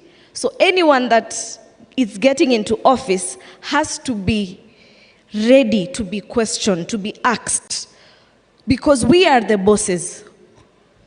So si eti kila siku tumekopa sijui how many billions every single day, or we are being taxed, taxes. The other day I was checking bei ya tissue paper. The last time, like, nikikuwa Mwehoko, me I'm from Mwehoko, it was 15 shillings. Sai tissue paper, hakuna tissue paper hata ya 20 shillings. The cost of living inaendelea ikipanda as a day goes by. So, kwa nini tunakuwa, like, vitu zinakuwa expensive, but the salary ni the same? You understand? Like, kama wewe ulikuwa unauza, nitasema aje, kama tuseme ulikuwa uko na biashara yako, the moment you start raising your prices because what you're purchasing with imepanda bei, like the supplier price imepanda bei, so wewe ukiongezea customers wako inakuwa ni ngumu for them to come back. You understand? So for me it's about accountable governance. Let us hold every single person accountable. Yes. All right. Accountable. Steve. Thank you. Good afternoon, everyone. Is one thing I can say, Alan, what is happening now is what our fathers began in so many years ago. And along the way, they lost the momentum. And I think that is how we found ourselves, because the war to bring in a new constitution is a struggle that has been there for a long time. And the day the constitution was being promulgated on 10th of August 2010, the whole Africa, the whole world praised Kenya for a very progressive constitution. Everybody knew that now Kenya is politically, economically, and socially liberated. The president of Kenya, Dr. RUTO, when he was campaigning on the mantra of socio-economic justice. Article 43 of the Constitution was his anchor.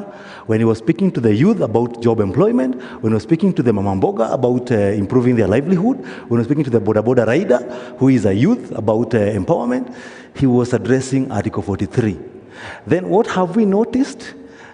No one is bothered about adherence to the rule of law. What they are doing is to pull things toward themselves. What do I expect to see? Scrapping off of the NGCDF, we need to do away with that unconstitutional fund, which has turned our parliamentarians to become executive puppets.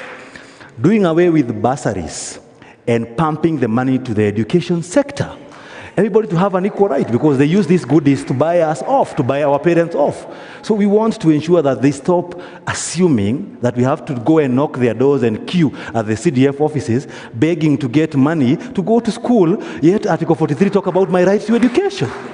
So these are the expectations we want to see. So as he sends away the cabinet, we want to see very serious reforms, and that's why this call for serious reform is not ending, and we are not stopping, because we are coming for the throats of these parliamentarians metaphorically, because look at what happens at the Senate. They dropped the bill for the conflict of interest. Why? Because they want to continue tendering for the government. Some years back, nobody wanted to supply to the government because nobody used to be paid. Right now, they are running that cartel. That is what we want to stop. That is the Kenya we want, where everyone has an equal chance. Everyone, when you are arrested, you have a right to representation. Police respect the rule of law. Everybody respect the rule of law, because that is the equivalent equalizer for everyone, because the rule of law is better than the rule of man. Thank you, thank you. Reverend, Goy, the same question. Can you help us figure out from where you sit, what should be these actual next steps? What would you like to see? What should we all sort of collectively try to figure out and say, this is what we think should happen? Hi, can you hear me? Can you hear me? Yes. Sorry, I wasn't introduced. My name is Gowi Odera. There are a couple of things we need to be able to recognize, James, what we are up against in this movement. One is that the president, as real colors have come out, even in his campaign, we need to recognize that a leopard does not change its spots. In the early 90s, when we were doing our clamor, we were here in Ufungamano, he wasn't here. He was part of YK2. And they were the part of our generation that were co-opted by Moi with money. When we were doing the constitution and clamor for constitution, he voted no. In fact, he said that ni kama karatasi ya kufunga nyama. So constitutionalism is not part and parcel of those who are in office. So that is what we are up against. The second thing what we're up against is a culture, all right? A culture that does not necessarily value hard work and a meritocracy in itself. So Gen Z are trying to say, we are putting in all this effort to get what we want. Now we are seeing people wakivuka line and getting there without even earning what they are. And lastly, I think a thing that we have, and the panelists have said, is accountability. And I think those are the three things we need to continue championing moving forward. What Gen Z, I'd like to be able to encourage this group of young people, this generation of young people, is recognize that this is actually a marathon. This is not a sprint.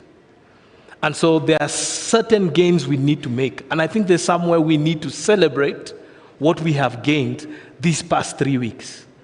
And we need to celebrate that. In as much as some of our comrades have fallen, we need to celebrate this. This is a great thing, that a government can withdraw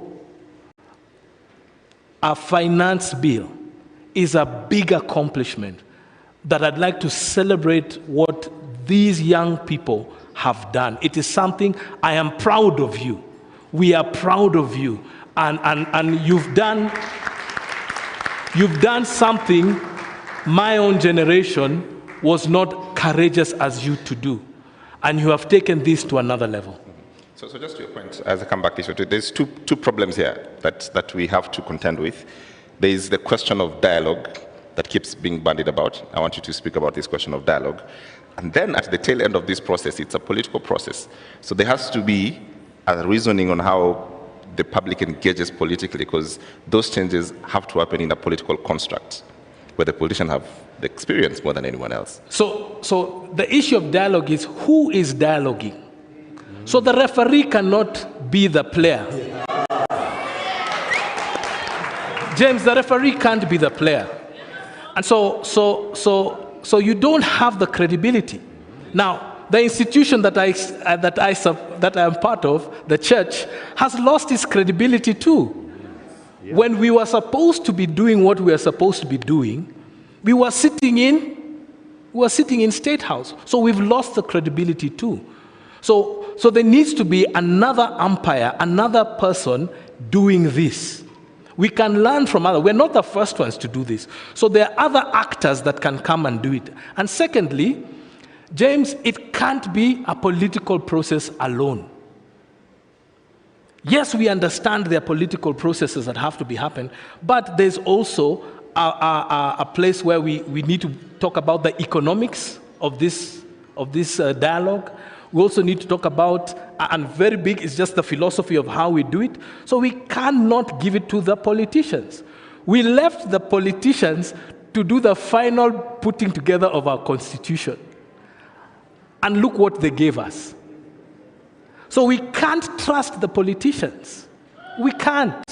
And I tell you guys, don't trust the politicians. We can't leave it alone to them. In as much as they are players, it has to be a collaborative effort. The question of how not leaving this to politicians then become an important question. There's hyper, right now, engagement. Every citizen is engaged with every document that comes from State House, that comes from, government. But that, in all honesty, is one thing that keeps them accountable. But at some point, as they say, people will be like, I have other things to do, as Nadia says. I need to go sell my tomatoes. I can't be every day on a space for 8 hours, right? That is my job. So walk me through this question of what part of engagement should we be talking about and accountability, and how does that look like so that we keep this process alive to make sure that we all don't lose our time and also don't get fatigued with the process? I think one thing we need to appreciate, there was Goldenberg some time back. Let me start there. A report was prepared. People had a lot of discussions. We saw a lot of parading of people. Then that dwindled. We saw Anglo-Rising came. People ate public money. They could not be held accountable. Then that disappeared. People like, there was a Ndongo report on land justice. Nothing came out of it. The Commission on Justice and Reconciliation. There was a report about that. Nothing ever done about it. Until people are now tired. And what we are saying is, we want to see full implementation. And because we know some of these people cannot be able to do that for the obvious reasons that they don't believe in the Constitution itself.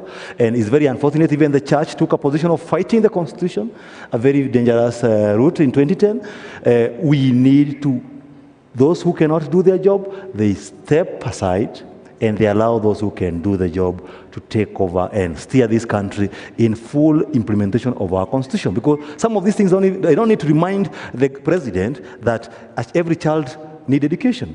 When the government was being formed in 1963, there were three things: poverty, diseases, and ignorance.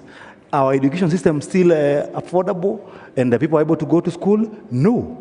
Do our hospitals still providing medicines? You find 8 counties are lacking medicine for BCG, for tuberculosis vaccination to children. We are exposing them, and someone has money where he can walk into a fundraiser and give the same money to the church. I always wonder what this project in the church that never end, and we attend the same churches. And so you go to that issue, the issue of poverty, ignorance, and the other one is, the education. We have ignorance, we have diseases, and we have poverty. How many Kenyans are living below $1 a day income? Most Kenyans are, that's why they are online. That's why you find them on login the whole day, because what else will I be doing? Moving around. Myself, before I got an internship as an advocate, I remember I dropped 36 CVs in the city of Nairobi. And all the advocates will tell you, we'll pick you, but we can't be able to sustain you. Advocates are struggling. Doctors, we saw them, they are struggling. Those careers that all parents wished their children to become, you can imagine they are struggling. So what happens to the other Kenyan? It shows you that we need to get serious. We have talked about progressive realization of the socio-economic rights. Have we seen the government put in place steps that are geared towards realizing this? Deliberate steps. So that we don't just talk about progressive realization. Progressive realization has a cutout that, are you putting up measures? We talked about two-third gender role. Up to date, they have not done anything. Justice Maraga reminded us before he left the office about that issue. No one has taken action about it. So what we need is not dialogue, it is action. I think that is what the leadership need to know, that we have talked too much. We need to see, I don't need to remind the member of parliament that I am telling you I don't want an extra tax. I want you to be accountable about that. I don't remind the member of parliament that I am paying you a salary of almost $1 million shillings, then I pay you allowance to attend your plenary. Who pays us to attend? They get elected, they need 10 bodyguards. What are they doing wrong? They know it. And that's what we want them to address. Okay. Nadia, you raised an important question the last time about the role of creative, and and we've seen what the creatives have been able to do for this movement in this time, using your own talents, to push the conversation forward, musicians, comedians, and the rest. But also, there was a question about the corporate world that would stop you doing these things before. There was a reason for that, because the corporate world and the government work, hand by hand. What happens when that comes back? When you're told by the person who's gives you the contract that I continue seeing you doing this Gen Z thing, I can't keep on supporting. What happens? For me, I'd say any sane person that has seen how this revolution started. I remember the first thing was hisi time ya kupost. For instance, I work with StanChat right now, and I really appreciate them because we didn't have to tell them. They saw and they were like, you guys, you can do whatever you want to do. You understand? So for me, it's about, if you're a sane person, you can see that the pressure and the force is something that you cannot run away from. It will catch up with you. So I think we've had, corporates that have been really understanding and supportive, and we haven't been blacklisted yet. We haven't been sent that you're out of work email. So they have understood. And today, I just want to talk about the power of social media as well. Huwa wanasema msanii ni kioo cha jamii.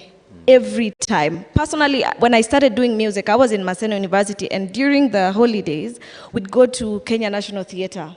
And we had something, if there's any creative here, they know PAL, Poetry After Lunch. And what most people don't know, I started out as a poet. And I'd go there, if I do a small, maybe small poetry, I'd have other guys just listening to them. And what these people would talk about is the social injustices. It meant that the time wasn't then. It's a process, it's a journey. We had begun that journey of going to Poetry After Lunch. You're listening to people talk their truths. Talk about, mimi nimetoka Kibera, these are the problems that I have seen. But now it has come a place whereby now we can retaliate that on social media. I can tweet and say, guys, MCSK needs to be held accountable. We can say, PRISC was given the license to collect on behalf of the other CMOs. Public participation, has it happened? We are the artists, we are the ones who are paying for these people. And that is another conversation that has been held for so long, ever since artists before me found a problem there. I have found a problem there. And I am not going to leave, because at the end of the day, there's a time going to reach I'm not able to dance on stage as I am dancing right now. So it is, as I said before, it's accountable governance. We have to hold each and every person accountable. Kila mtu. Now, to the ladies, maybe when you are wamechaguliwa, ama they have been given a position, wasiende wakatuaibisha. We've seen the likes of Karen Nyamu, more of a socialite rather than a leader.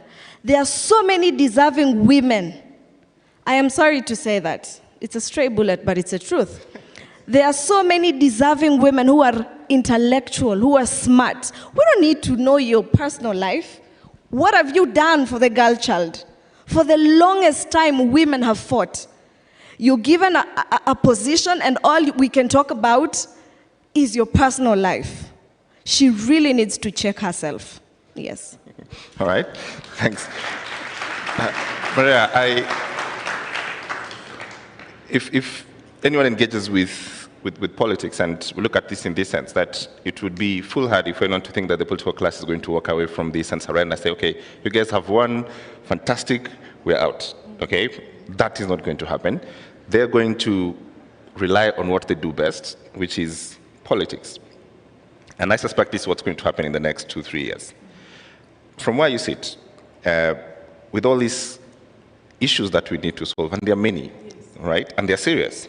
Parliament and constitutional, two-third gender rule not anywhere being affected. There are many things on the priority of this list we just don't know and don't have.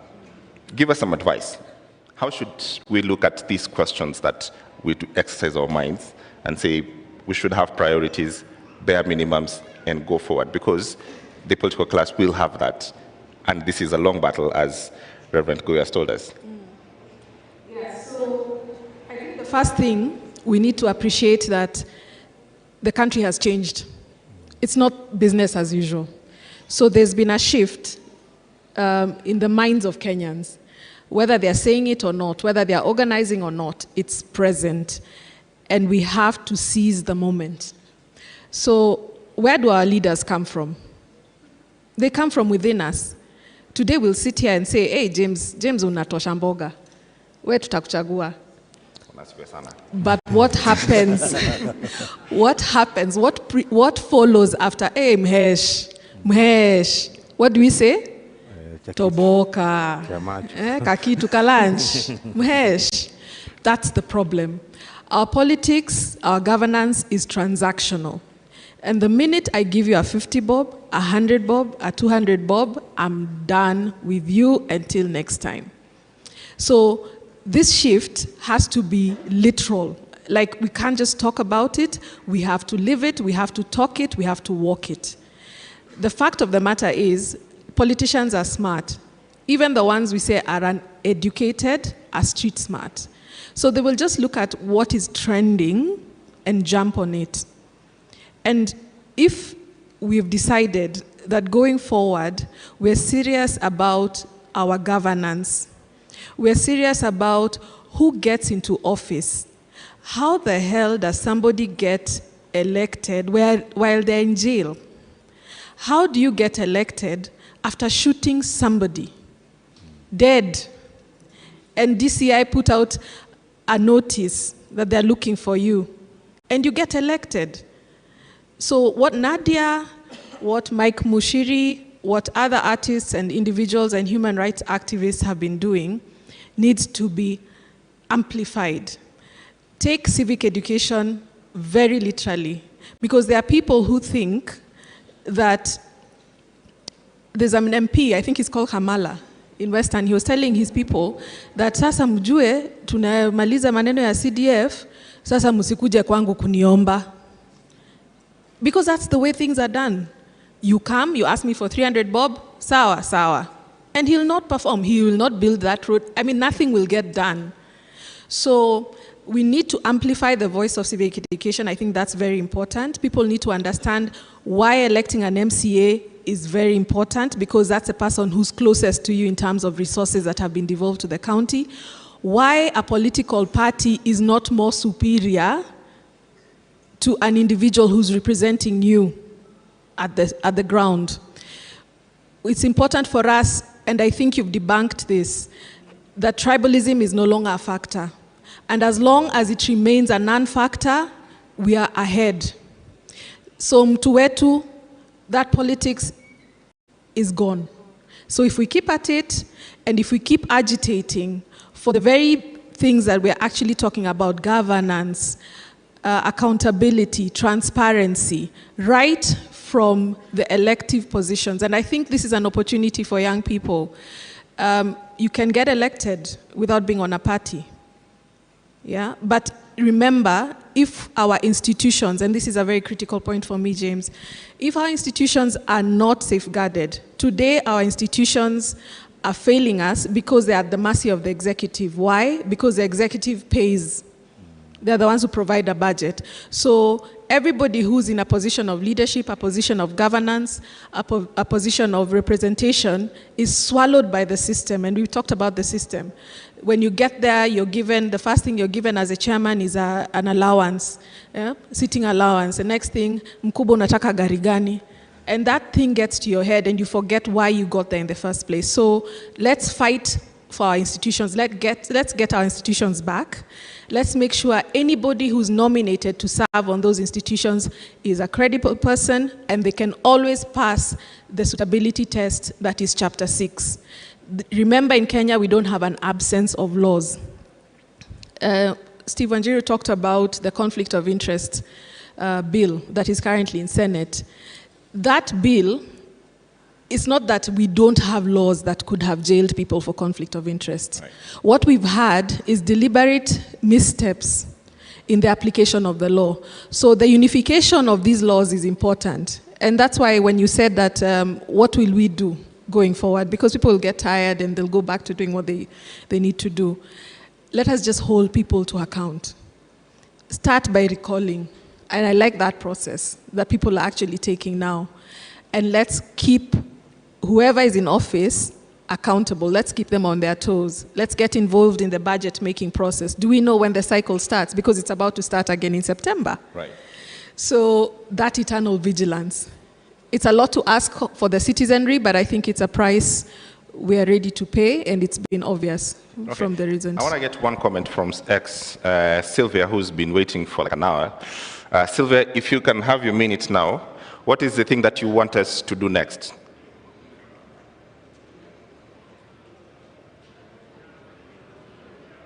Do you have Sylvia?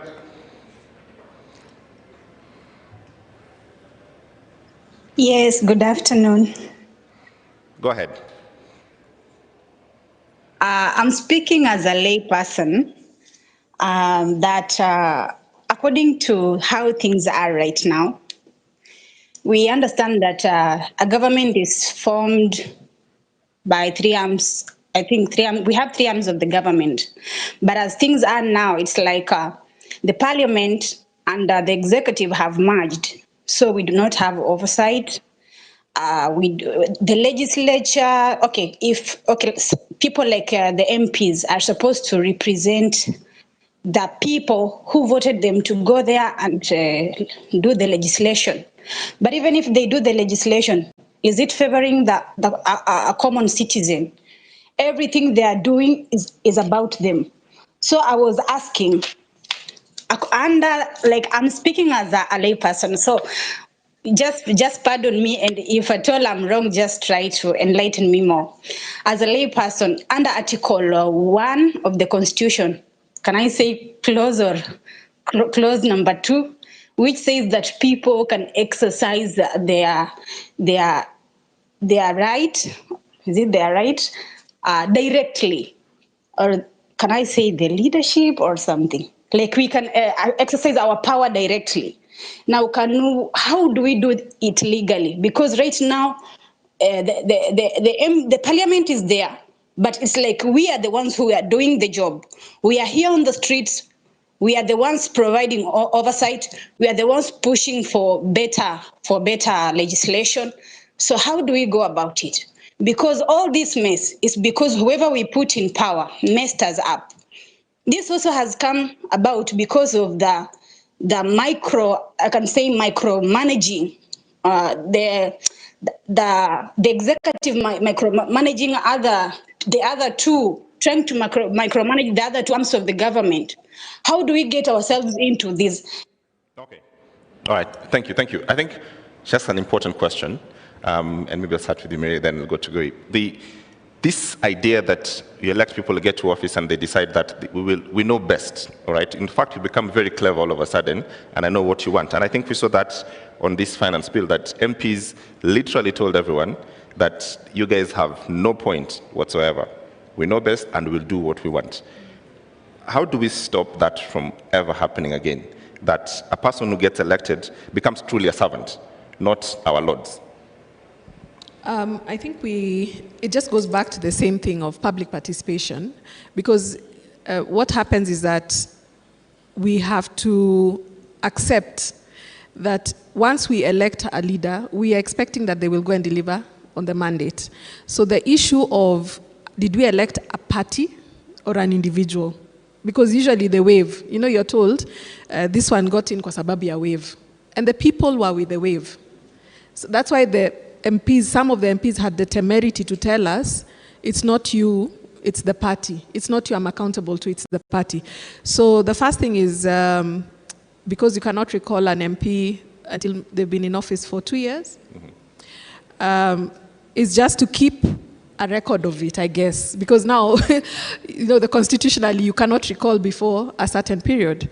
But the fact of the matter is that the way we have seen participation being carried out with creation of ChatGPT, breaking down the information, that's the first thing. Breaking down the information, ensuring it reaches people. Petitions are online. It's easier now to find people, to bring people together Before you had to be, moneyed to do these things. Right. So it's much easier now. Okay. Reverend Koi, how do we make our politicians actually work for us? How do we stop the arrogance, the kiburi that they have, that because I'm in office now, I do whatever I want? The message has already been sent. Yeah. The message has already been sent. And what I'm very happy to see is now legislators now are being very penitent about what they're doing. That's one. But then the second one is just adding what she has just said in itself.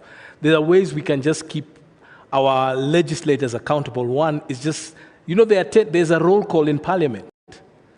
So when you go in Parliament, you have to, sign in.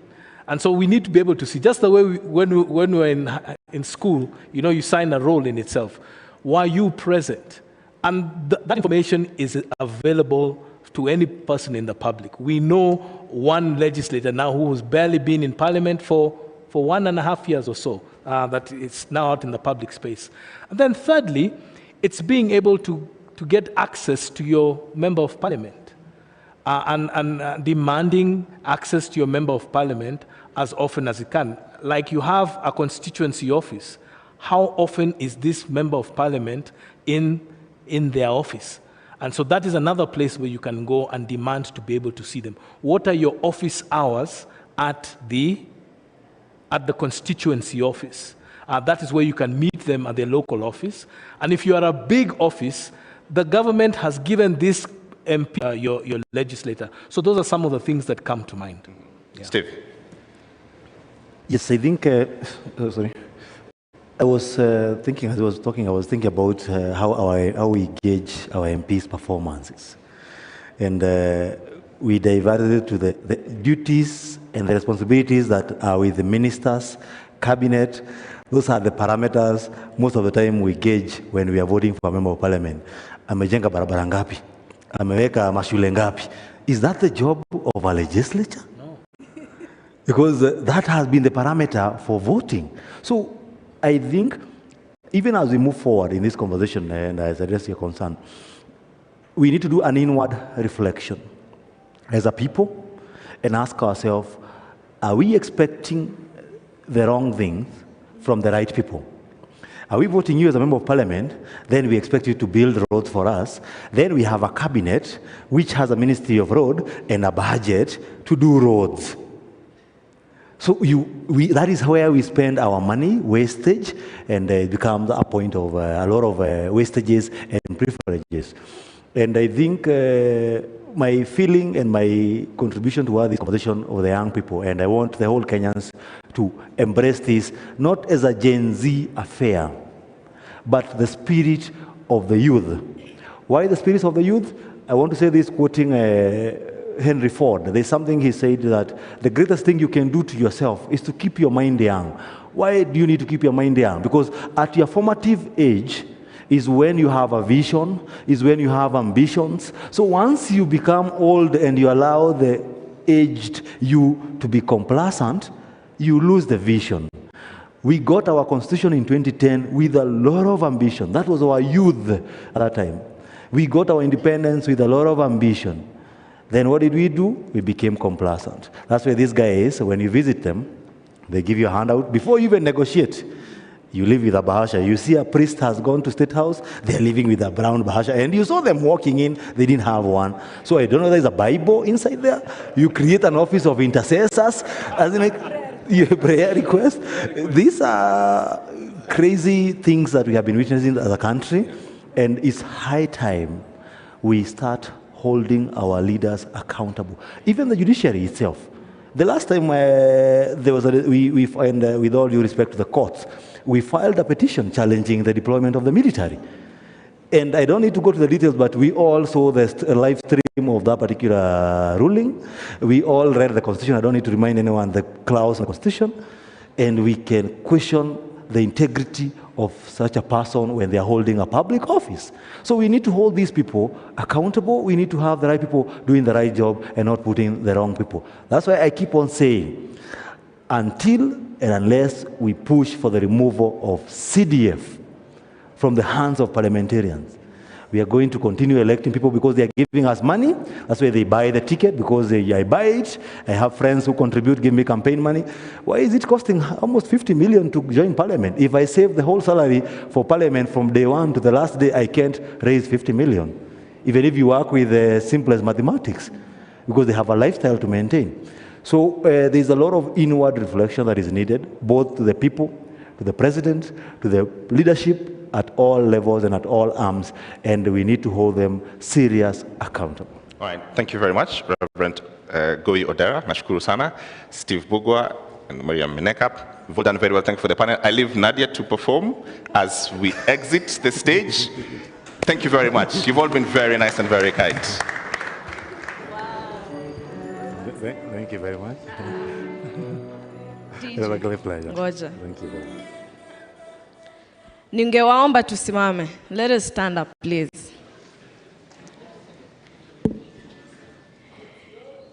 You know, when I came here, I didn't come today to perform, by the way. I didn't come as a Kenyan artist, a celebrity. I came here as a concerned Kenyan. And first off, I want to send my condolences to the families of the bereaved soldiers who we were together kwa barabara, kwa streets as we were fighting. So my biggest condolences to the family and to anyone here who's been affected by this time. As Boniface has said, yeah, they've partnered with Kenya councillors. What is it called again? I think I've forgotten the name. So you can see them after this. And for me, it's also to say, we've had a win, yes. We've had some wins. But at the same time, we need justice for the people, to the families zenye wameachwa na wapendwa wao. They need closure. Ama namna gani? Tuweke ngoma imechangamka kidogo. Weka maombi. Kazi ya Mungu haina makosa. Ingekuwa binadamu wanatoa ningekosa. Sio jujuni, si keleleni. Turudie tena. Ngoja. Kazi ya Mungu haina makosa. Ingekuwa binadamu wanatoa ningekosa. Sio jujuni, si keleleni. Tene kazi di. Hoya, hoya, hoya. Hoya. Hoya, hoya. Nilichopata nikiomba walisema kitakwisha. Nikitoa shukurani hadharani wakasema najigamba. Hao binadamu walilipa wiki. Sasa imepita miaka bado wanasubiri. Kazi ya Mungu haina makosa. Tuone wote. Ingekuwa binadamu wanatoa ningekosa. Hey. Sio juju ni maombi. Ni maombi. Si kelele ni maombi. Ni maombi. Sio juju ni maombi. Ni maombi. Si kelele ni maombi. Ni maombi. Hoya, hoya, hoya. Hoya, hoya, hoya. Hoya, hoya, hoya. Ati. Na mikono nitainua, magoti nipige. Niweleze jinsi alivyotenda katika maisha yangu. Kazi ya Mungu haina makosa. Ingekuwa binadamu wanatoa ningekosa. Kazi ya Mungu kweli haina makosa. Ingekuwa binadamu wanatoa ningekosa. Sio juju ni maombi. Asanteni sana. Ni maombi. Si kelele ni maombi. Ni maombi. Sio juju ni maombi. Ni maombi. Si kelele ni maombi. Ni maombi. Asante sana, asante, asante, asante. Ila Mungu hawezi kubali uanguke. Alichoanzisha leo lazima atakamilisha. Kazi ya Mungu haina makosa.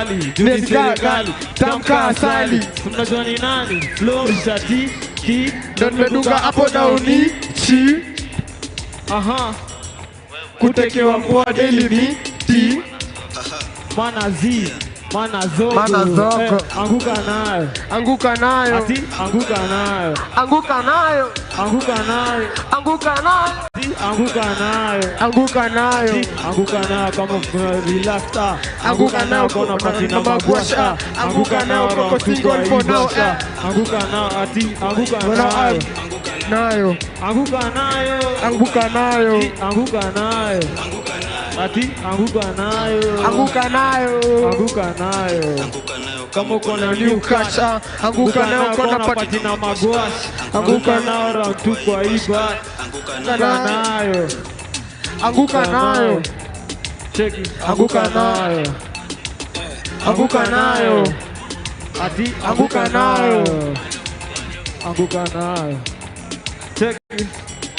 DJ. Anguka nayo. Hey, anguka nayo. A round of applause. A round of applause for the guys, Anguka nayo. Thank you so much for your patience. We get into another session, a round of discussions as well. I'd like you to help me welcome my set of panelists on stage. The first person that we have is Otsiemo Nyamwaya from the Human Rights Watch. Please, a round of applause for him as he makes his way up.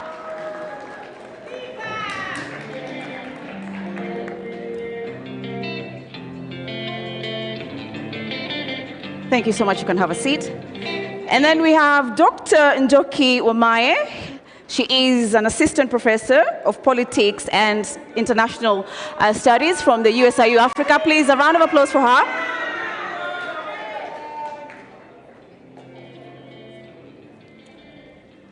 Kwani tumechoka kupiga makelele? Tumechoka? Tumechoka? And then the next panelist is Cyprian Nyamwamu. He is from the Kenya Bora. Thank you so much. And then we have Boniface Mwangi, the human rights activist. We all know him. Please. I am Linus Moshigadi. I will be facilitating this round of discussions. Please, karibu sana. Linus. So I want us to begin from where we've come from in terms of activism in Kenya and what brought us to where we are here today. So I will begin from you, Boniface Mwangi. You have been an activist. What has been the changes, the journey, and what has been the difference with this set of protests that we've had in Kenya? The journey began in 1922 when a lady called Nyanjiro stood up on what is called known as Harithuku Road, and she told the men who are there, if you're not going to challenge these police officers, give me your trousers. And from challenging that, that was the first recorded protest in this country. And that particular day, I think over 100 people died, but the British never recorded how many people died. And Nyanjiro was killed on that particular day. And fast forward to today is that there's been a passing of the baton over the years to a level where Cyprian used to organize via phones and in person, to where we are now organizing online, where people show up and say, you know what, online has become our public square, but now the public square is going offline. So you go online and say this is the issue, and you go offline. But I think the game changer is most of the young kids in this country are very angry about the state of the nation, and then they are fearless because they have nothing to lose. They are hungry, they are angry, they are unemployed. I was talking to some young people from the ghetto, and they're telling me, we're so broke we can't even date. You can't even have a girlfriend. You can't even make someone, you can't even think of starting a family, because how are you going to feed that mouth? So when the president decided to bring the finance bill, and it's going to even tax those who don't even have jobs, they're unemployed, with this, it's called shift, this thing that is there, the anger just exploded. So where are we at? We are very hopeful as a country. Kenya has changed forever. Let no one lie to it, hasn't changed. That's where we are at. Kenya landscape has changed, and people have reclaimed back their sovereign power. We're in charge right now. And it's like you're trying to push out a baby. It's a very critical stage, because if you make a mistake, the baby might die and kill the baby, and the mother or one of them survives. So you must midwife this process very, very carefully, that is not carjacked. The last few days, you've seen the old fossils, these very old politicians, trying to steal the struggle from the people. They're trying to own that space. And there's a possibility the next 2 days, Saturday is a Harambe Day and Burials Day. So tomorrow they're going to be all over with one agenda to center Raila Odinga in this conversation. And we refuse. That's a very good point, and I would go back to it. Let's hear from Cyprian. From your own perspective, what has the journey been for you in terms of the activism we've seen in Kenya? Well, the journey has been real. It has been tough. We've lost people. I thank God that I'm alive. When we went to committee, we saw the cells where a lot of our comrades in the 1980s died in prisons, including Naivasha, Kamiti, Shimo Latewa, and all those jails and prisons. The torture chambers that used to be physical at Nyayo and Nyati House are now happening, and our young people are being thrown into swamps. But I don't want to talk about myself today. I want to answer only one question that you've asked. What is different between the struggles that we have been in and this one? Because I think that's something that has been missed in all the conversations I've listened to. And my answer is this. This is the only generation which has refused to be used. The only generation which has refused to be used. And I want to use that to bring the struggles. The Mau Mau, Modoni Nyanjiro was the mother of the Mau Mau. If you look at it, the Mau Mau were used. They died, they were deprived of land, they were kept in cells and in jails. Dedan Kimathi died but they were used by the home guards, the Kenyatta, the Jomo Kenyattas and the home guards who took over power. Then the second liberation, which we died for, we went to jail for, to bring back Section 2A. We were again used. The people who took over power were not the people who were in the fight. Then comes the Kenya Constitution 2010, which the likes of Osieno and myself and all of us in Jokia invested our lives in. Who is the beneficiary of the Constitution of Kenya 2010? William RUTO. The one who said no is the one who is the president. Uhuru Kenyatta, who was against the Constitution, and Rigathi Gachagua are the people who are the beneficiaries of the Constitution. Again, we were used. This is the only generation since Kenya was established as a colony. Kenya became independent. We only have one generation which has refused to say, which has said, you are not going to use us. Raila every time uses dead young people in the streets to negotiate handshakes. 2007, the numbers who died 1,000, by the way, the number was more than 7,600, but we used the number that the government gave us. Then we went into handshake. Comes 2017, hundreds are killed. Power is shared. Then we come to 2022. Last year you saw 75 died. They were used to form NADCO. The young people are saying there is not going to be another dialogue where you are going to use our deaths to gain power. So I have to give it to these Gen Zs, I have to give it to them, that they have stopped something tragic, treacherous that has been going on about Kenya, and this generation has said no more using our blood, our sweat, and our tears to negotiate power. Thank you so much, Cyprian. Dr. Njoki, rallying on the conversation here, the journey, what is your perspective? Just something, and thank you, I'm glad we are talking about the journey, because the last 3 weeks, if you even try and get into any of these spaces, it's impossible. You don't have 100,000 followers to speak. So I'm happy we are here acknowledging also the journey. So, and we can look at it in 3 phases. Of course, before independence, Mau Mau and all the rest, like Muthoni Nyanjiro from 1922. Mau Mau is our DNA. Resistance is our DNA, right? Don't ever forget that. For us Kenyans, only 2 countries resisted the British or the French violently before 1970. Later we had the Portuguese resisting. But before 1970, there were only 2 countries, and one was Kenya, and the other one is which one? You know, I'm a teacher. Yes. Algeria. Yes. The liberation front in Algeria. In Africa is only those 2 countries. So, and it's because of the Mau Mau, and you know the guerrilla warfare that they fought. So resistance is our DNA.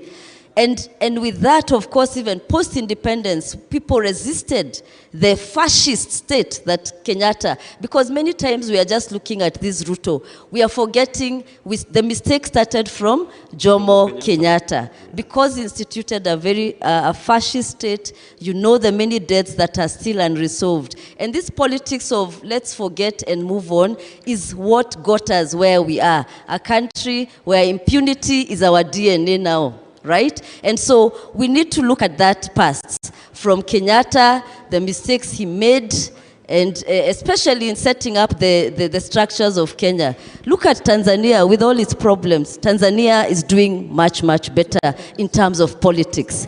Kenya, we keep bragging about our economy. So what? The economy, if you don't have your rights, those chapter 4, the Bill of Rights, not just the what do you call it, social and political rights, but also the economic rights.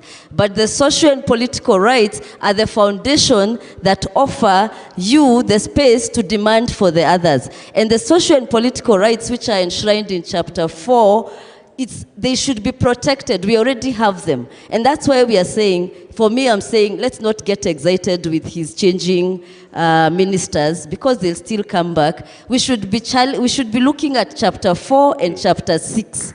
Chapter 4, our rights. Our people have been killed. Young people have been killed. These universities where I also teach, they are quiet. You know, so till we have justice, till we have the killer cops arrested, till Koome is gone, you know, and those are some of the things we are saying must change. Then we can deal with, as we deal with the rest of everything. But having said that, it's a good moment. I think Gen Z is probably now what we can call the third liberation. This is I think we've now entered the third liberation. And the second liberation, and I'm glad we are here in this hall. Those of us who don't know, this hall is a very important hall, Ufungamano. And Cyprian is here. I've seen many other comrades who are there those days during the IPPG reforms and NCC especially, and the National Convention on National Convention Assembly Executive Exactly. Council. That's where the Constitution of Kenya was changed, and Section 2A was repealed, and that's where we can tell off Zakayo and anybody else about why, because we fought for that constitution. And it's really sad that we have to keep fighting. That's why we need to have the right people in power, so that we are not fighting, so that it's people who also think like us, people who know human rights is part of state making. And I'm very glad, because that second liberation, first liberation was the Mau Mau and what they did, and the people who liberated Kenya. Remember, you need to also know who liberated Kenya, because the challenge is opportunities took over the real liberators like Deda and Kimathi. Second liberation, it is those people who fought for the second liberation of this country and the return of and who helped us get the constitution. And some of them are here. Please wave, because we need to acknowledge you. Please wave. I've seen some people, second liberation, Kigoro there, unanyamaza tu. You know, thank you, comrade. Because we have to, many of us, especially the new Gen Z activists, we are forgetting the journey. When you get that pace, remember this is a marathon. People have died, people have been there. What do we call them? Social justice. The social justice centers have been killed on the streets, have been walking in these streets.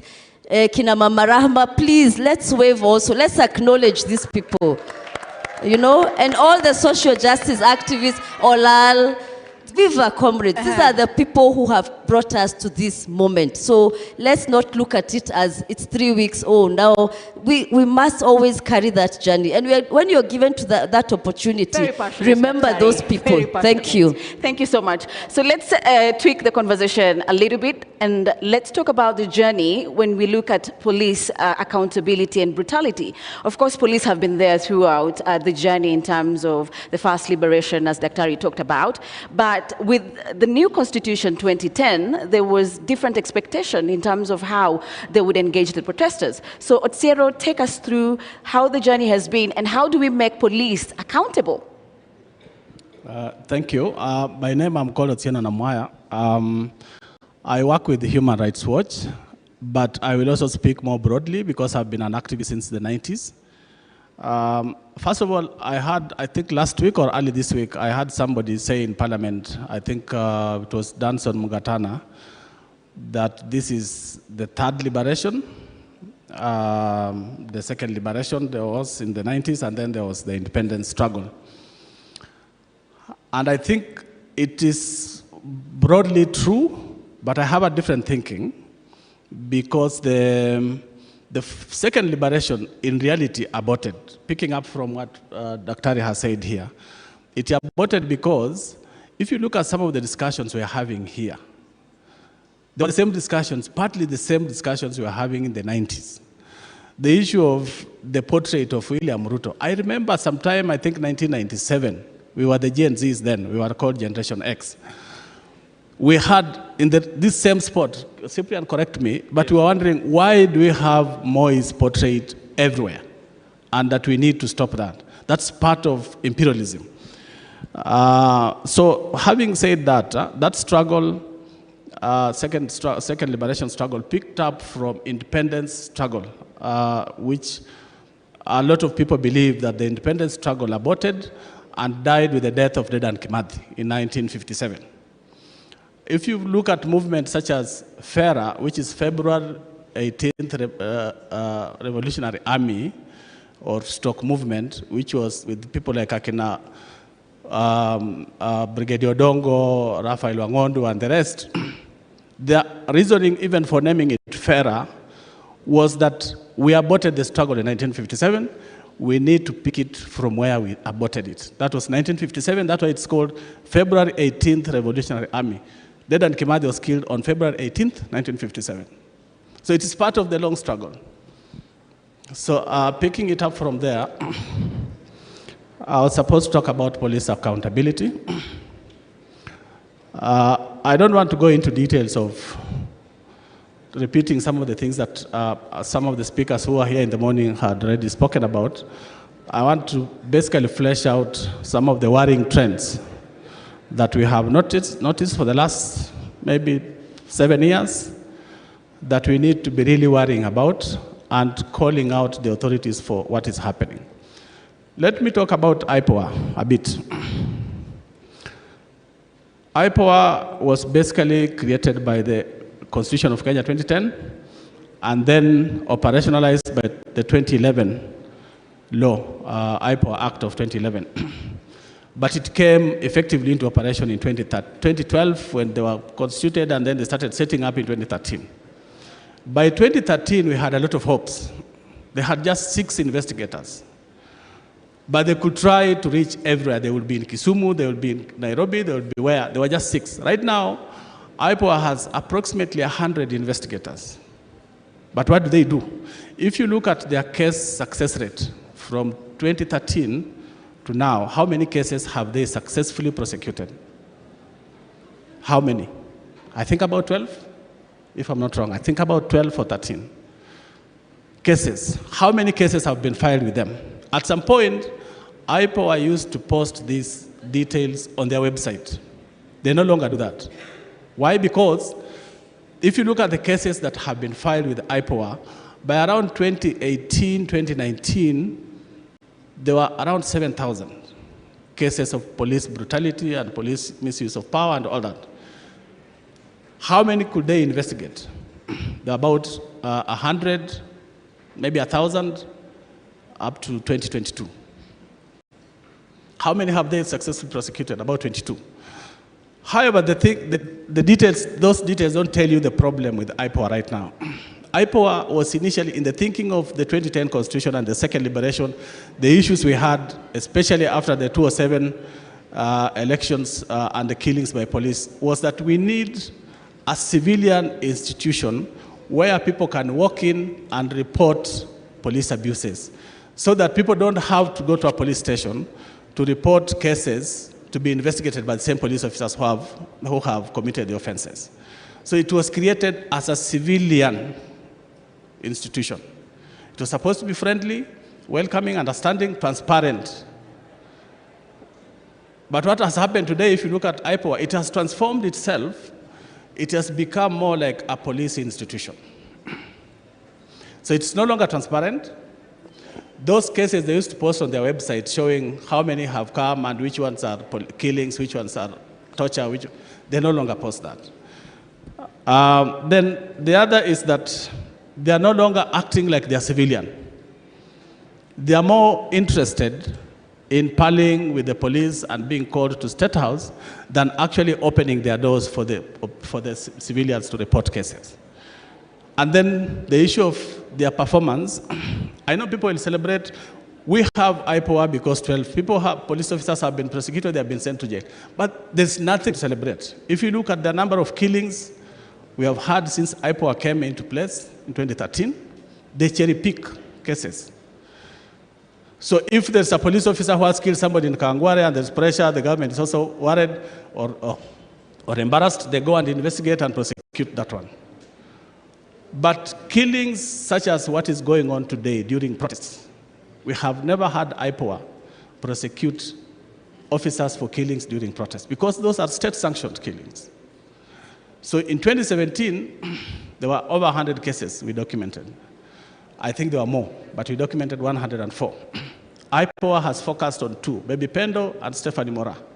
Cherry picking what they can prosecute because these are low-hanging fruits, but they don't go to the bottom, the root cause or the root cause of the problem.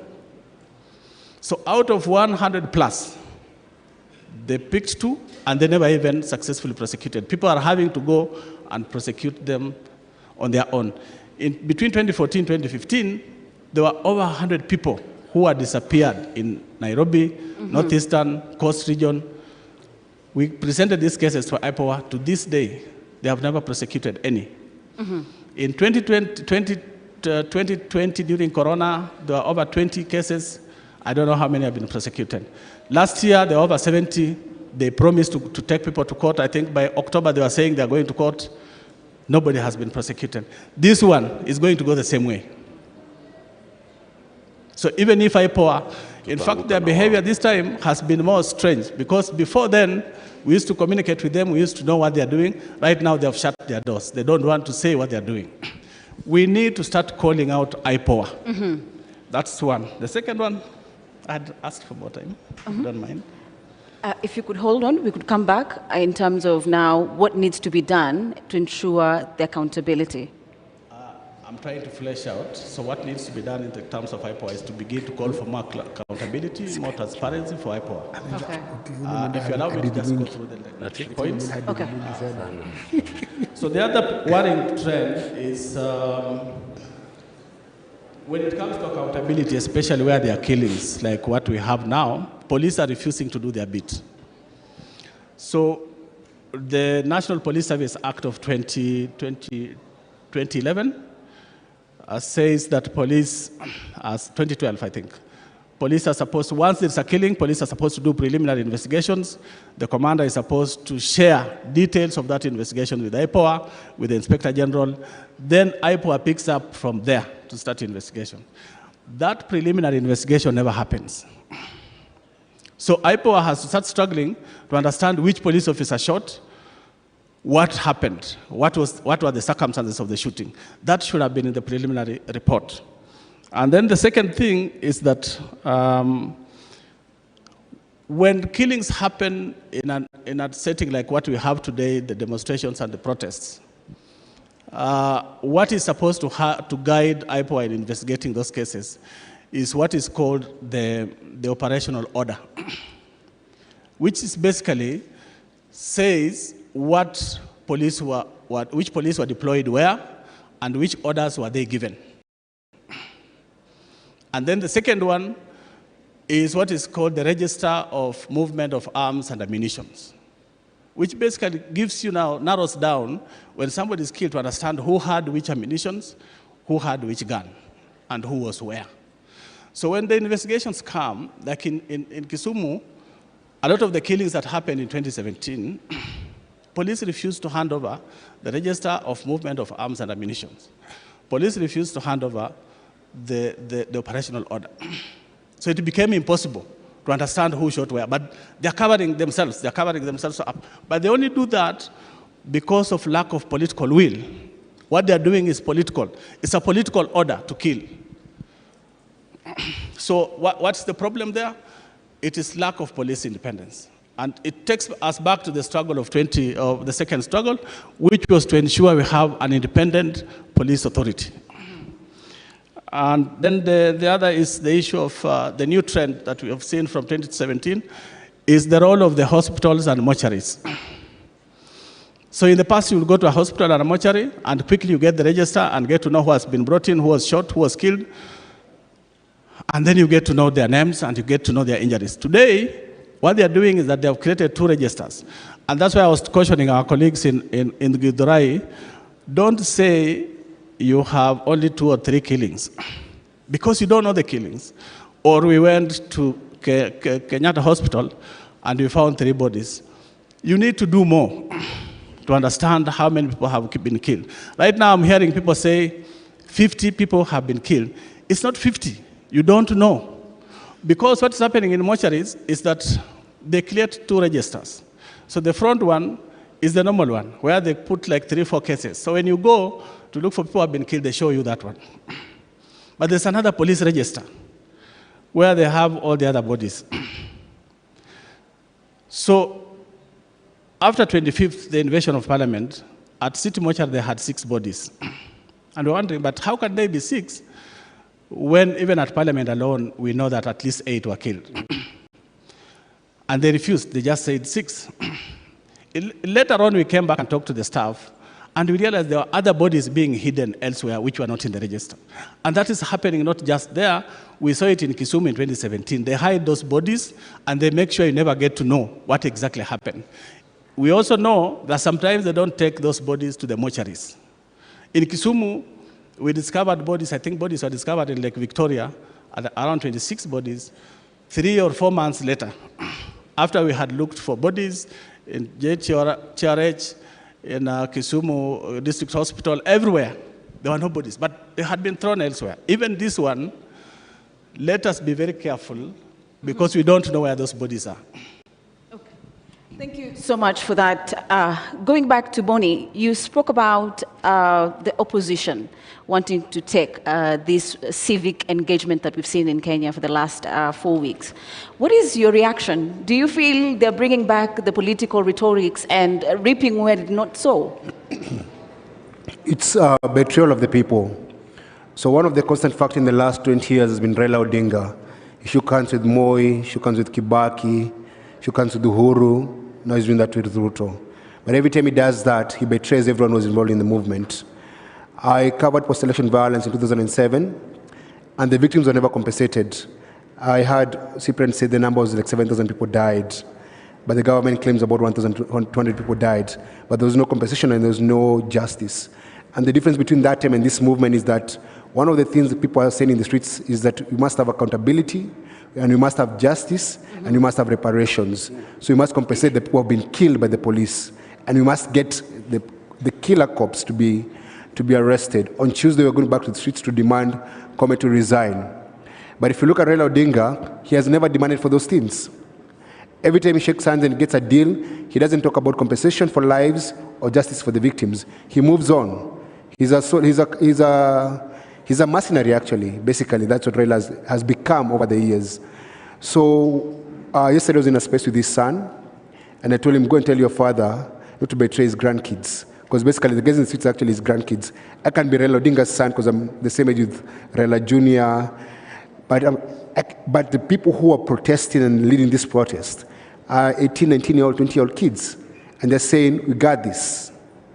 So I'm just telling the politicians, lay off these demonstrations and protests, let these people articulate their own issues. And the thing about dialogue, how do you go dialogue with politicians and it's the kids in the streets? And all they're asking for is the upholding of the Constitution.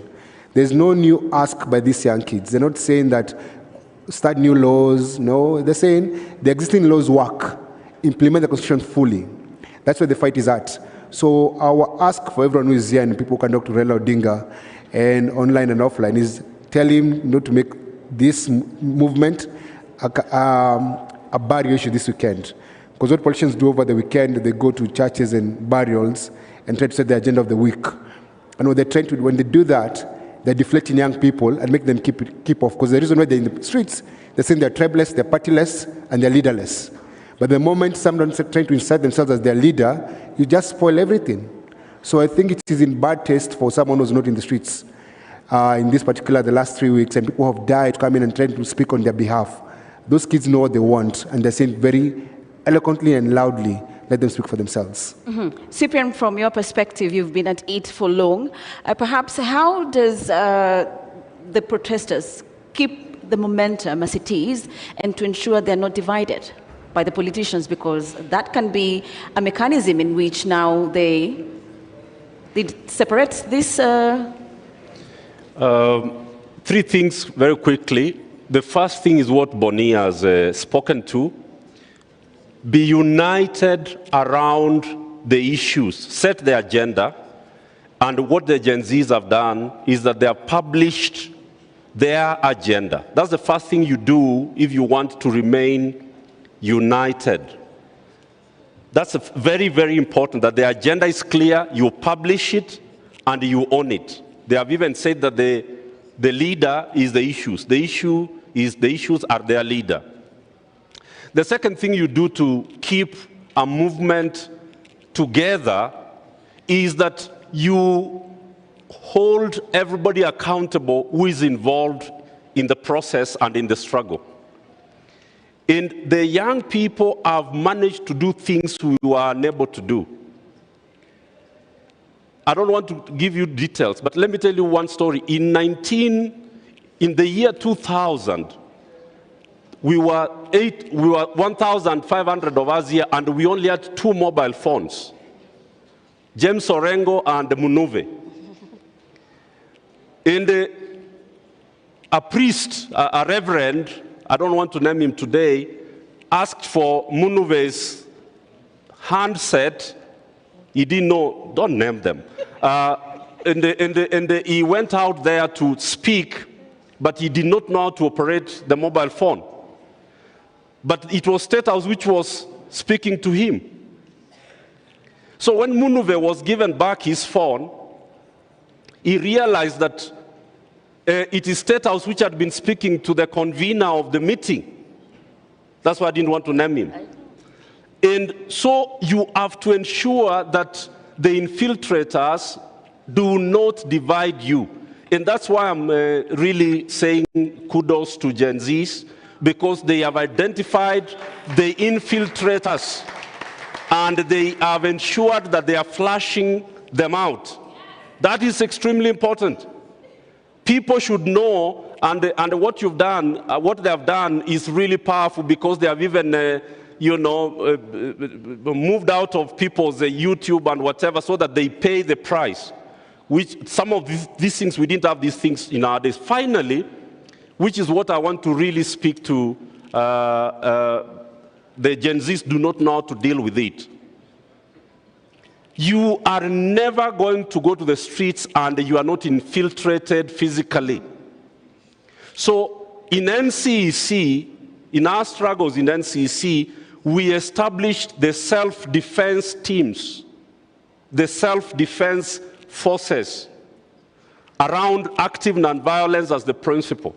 So you need to train 500 to 1,000 young people who are responsible for shielding and protecting and identifying and recording, to ensure that you are not infiltrated by people who are agent provocateurs, who break people's shops and burn people's vehicles, and then it is blamed on you.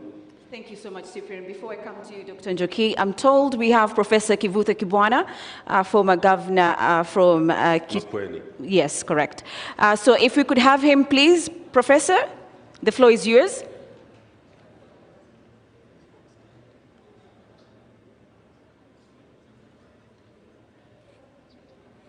Hello?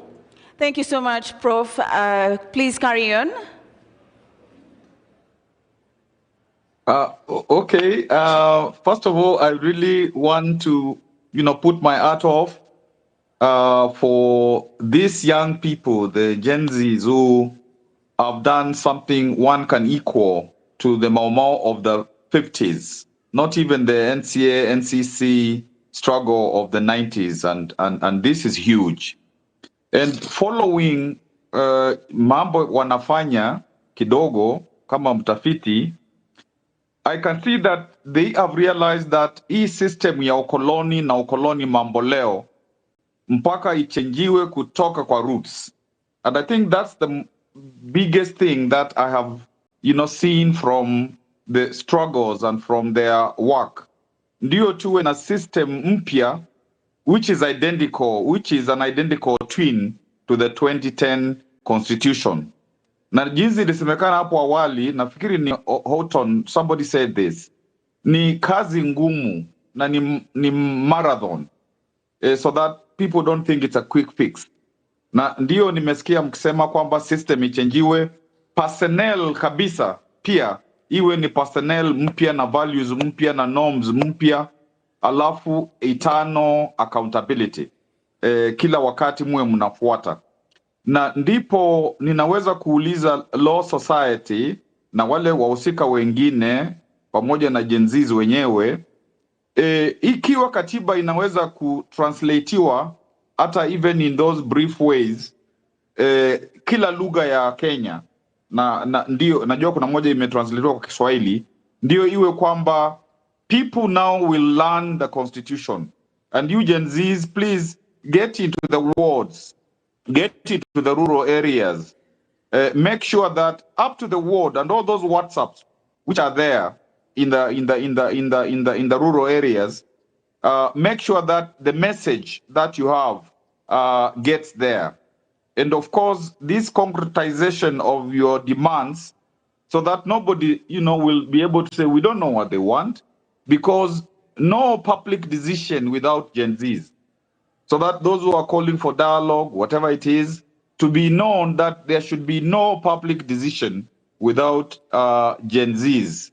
I think that becomes very, very, very important. And the Occupy movement, my understanding of this movement, from watching, listening, and so on, is you occupy any institution, you occupy any space, so that you get out the old ideas, the old values, and then you infuse new values within that particular movement. So it's symbolic, and that's why the artists, the comedians, and so on, the energy they are bringing and the innovation they are bringing in terms of really trying to change our country is very, very important. Because before, comedians were saying, these are just people who make others laugh. But this is like the beauty of the Gen Z movement is it is functional leadership. If there is a job to be done, people are told do that, and they do that. It is not the hierarchical thing that the system wants, so that they can pinpoint who are the leaders that we can buy, or who can we actually replace their leadership with the functional leadership, with our own leadership, people that we ask to be leaders, so that they can derail the movement. And so please continue with that complexity. I don't know, and also like the social justice centers, they should go to the informal settlements and make sure that these people are being confused to be goons, to be told that the fight is bigger than being given 500 bob or 1,000 bob every day to do, things that are not correct. If there was 2 minutes, I could read a poem I wrote in 2021 for young people of Africa, but I don't know whether there is that time, because I know that many people want to speak. But Law Society, please continue with this Citizens Assembly, because this is important, and all those ex-space bunges, they are very, very, very important for the future of our country. I don't know that I would have 2 minutes to read a poem which I wrote for young people. If there is, yes. If not, another time. Do we have the 2 minutes, Director? Please carry on, Professor. If you can shorten them. I can do so. Please do so, but if you can put it more tightly because of time.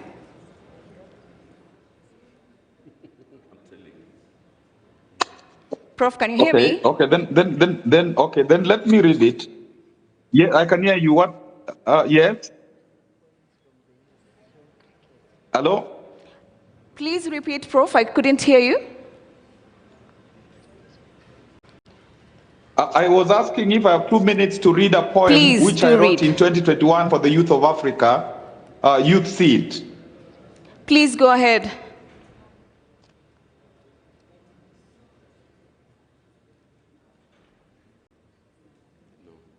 Prof, can you hear me? Can I do so? Maybe somebody else? Yes, I can hear you now. Yes? Yes, you can do so, please, kindly. Okay.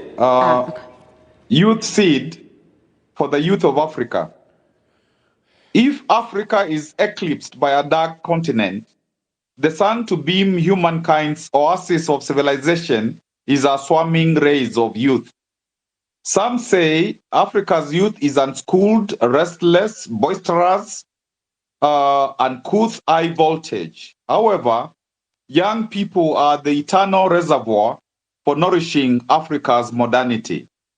If the continent and our youth fail to enact a symbiotically binding social contract, we have entombed Africa alive. How many generations must we miscarry before we can procreate seminal life? In traditional Africa, when fire died from the earth, a child was sent to her neighbors to borrow fire.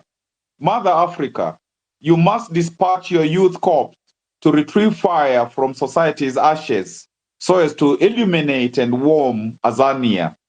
The youth's essence are energy, inspiration, vitality, creativity, resilience must never again be hijacked. Young persons must renounce the culture of youth for hire. Instead of degrading itself in wild orgies, youth must turn healer. Its spirit must soak Africa, become the miracle remedy of our cancers, union of Africa's body and soul. Youth must gather its talents. Youth must conserve its latent force. Youth must own itself. Youth must purify itself. Youth must organize. Youth must mobilize. The world is the youth to subdue. Youth must command the world. The tremor of young people's power, which will smash Africa's barren past, which will reassemble Africa's majesty, is rumbling. Listen, prepare, give way. Victory is as certain as sunshine. Africa must endearingly embrace our youth. Youth must draw Africa to its loving heart. Africa must palaver with our youth. Youth must make conversation with youth. Youth must dialogue with Africa and the world.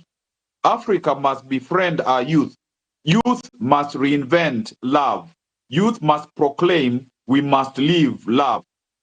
Youth must transform itself worthy heir of Africa's struggle tradition during its pilgrimage to Africa's bosom. Africa's youth must open its eyes to survey the panorama of opportunity as it prepares to awaken the snoring, lethargic proverbial giant. Africa's renaissance is youth renaissance. Africa's youth, the future is here. The future is the present. The future is now. Just to finalize, because it's long, youth must birth our Africa. Always remember, sacrifice, pleasure, pain, blood, and joy are companions of every noble birth. Youth of Africa, your Africa is waiting. Don't keep our people slaves any longer. Unchain their mind. Let them be truly free at last. Africa and your youth, where is your redemption anthem? Thank you. Thank you so much, Professor. Let's give him a round of applause. Thank you so much for your perspectives there. Before we round up, I'd like to get closing remarks from Dr. Njoki, and then from Boni, and then Cyprian, and then Namwaya, correct. Do you think what the president has done is good enough in terms of ensuring there is accountability, even as he forms the next cabinet? For me, as somebody who researches politics, and I have researched Kenyan politics for long, I do not think there's so much more that can be done. Remember, these are politicians, people, and now that's what I was telling people on Twitter. It's nice, yes, we all wanted, of course, they get rid of the cabinet, but where are they going? Have you checked how much money they're still going home with? Has anybody even, no, if it was serious, they would have been told tomorrow morning report to the commission that researches corrupt, I mean, what do you mean, the corruption? EACC, right? Nobody has been told to go to EACC and be investigated. So police reforms have not been done. For me, the first person to have been sacked should have been IG Kome and Adamson Bungei. Because, and police reforms, if there's a country that is desperate for police reforms, is Kenya. You know, and not just police reforms, the whole security sector reforms. In 2000 and after now, the new constitution, a lot of money was invested. Even the British, I know they were leading in security sector reforms. What did security sector reforms do in Kenya? They were bought new uniform. Those days they never used to have those swanky knee pads and I don't know, all those maroon things they're wearing to protect themselves. They never had them. They used to show up in just wearing their uniform. So police reforms just bought them more equipment to harass citizens, right? So till police reform is done, and until we get an IG who believes in human rights. Remember the police training. Many of you, if you've ever talked to any police officer, they'll tell you, the first thing they are told, raia ni adui yako. Can you imagine? Raia ni adui. And then when they are being trained there in Keganjo or in the GSU, Embakasi or wherever, they are given very also torturous and inhumane treatment in the training, and they are told, tunafanya hivi ili tutoe uraia ndani yako. Can you imagine? So how do you expect such a person to protect your rights, right? That's why even the other day I was in a government building and I had to talk to the police officer. And I'm so, you know, these days I'm just so pissed off even seeing them. And one of them, I asked them, but why did you people kill our young people? He said, tutaua hata zaidi. That, the arrogance. So it is, and I was asking them, were you trained like that? You know, where does this thinking come from? So till we get a security sector that is reformed, and security sector is a long path, but the most visible is the police. IPOA, you can hear we have problems. Inside the police, there's usually also an internal unit for investigating police, human rights violations, police course. And according to sources, because I've met some of those people, they'll tell you the current IG doesn't like human rights at all. So if there's a unit that has been frustrated, and maybe even that's why IPOA is behaving that way, is because of the frustration at the person at the top. Remember also we are dealing with a president who has never been on the right side of human rights, ever. You know, everything he does is cosmetic. You know, and hata kama inaitwa nini, even if a chameleon changes the color, the DNA remains. So till we get a president who respects human rights, because as I said, if chapter 4 of the Constitution, which is a Bill of Rights, is not respected, we cannot enjoy any other right. Those are the first degree human rights. And that's, you know, what we are saying, the freedom of assembly, freedom of speech. And that's why young people are all trying to go to Europe, because there, you know, I can protest every day. If you go to France, Paris, even they have an, you know, the name for being on the strike is manifestation. French people in Paris, even every day there is a strike. Every day they are on the road. They are what do you call it? They are protesting. How many French people have been killed? Or have you heard about the killings? Only one, which was like 3 years ago. If you check even now on the internet, the French are always on the street. That's the country we want, a human rights state, a country where everybody's rights are respected, that you can wake up, you can go and protest like Rex Masai did, like Bisley Kogi, like David Shege, and you still go home and you feel that that's what we want. So for me, 3 things have to happen. Police reform. And so all, even now, if that hashtag of, what do you call it, Kome must go, Bungei must go, has to join RUTO must go. We have a problem because the president has never believed in human rights, and that's the biggest problem. So when we have somebody at the top who doesn't believe in human rights, who doesn't believe in the Constitution, because people can say a lot of rhetoric, look at the history. The history betrays them. So maybe they can change. I'm not saying they might not change. Hopefully, this generation, this third revolution, it's not actually a revolution. A revolution would need radical change of everything, like, you know, the French Revolution and others. But I hope we can have radical changes. We must, of course, I celebrate Gen Z. I celebrate millennials. Bonnie and I and many others, we are millennials. Gen X. These are our colleagues. So also this idea of exceptionalizing Gen Z is good, but remember all of us have been involved in this, and it's been a journey. This should actually be Okoa Kenya or Liberate Kenya movement, because all of us, we are tired and we want to liberate our country. This is the only country we have. I lived in the UK for 10 years. I came back because we want to change our country. So, and hatuendi pahali pengine, ni hapa tu. We are going to make this country those countries that we want, where human rights are respected. Thank you. Thank you so much, Dr. Otieno, coming to you. From your insights, clearly, IPOA has failed. How do we now ensure that even as an oversight body remains accountable to Kenyans in light of police brutality? Very few remarks. I think the failure of IPOA should be seen or looked at in the broader context of the failure of the many accountability institutions that we created under the 2010 Constitution. IPOA was just one of them, and IPOA was to do the actual investigation and prosecution. But there was also the National Police Service Commission, and I think internally there was the Internal Police Affairs Unit, and then there is the Kenya National Commission on Human Rights, which is supposed to, actually its decisions are usually supposed to be at the level of the High Court. They can hold public inquests and pass decisions. So the problem is that I think we moved our feet on the pedal a bit, and the state took over, and these institutions have systematically been weakened, so we need to start reclaiming their independence. We need IPOA to work independently. We need the police to be able to be allowed to work independently without political interference. We need a National Police Service Commission to do what it was meant to do, because the law was changed and then they became something else.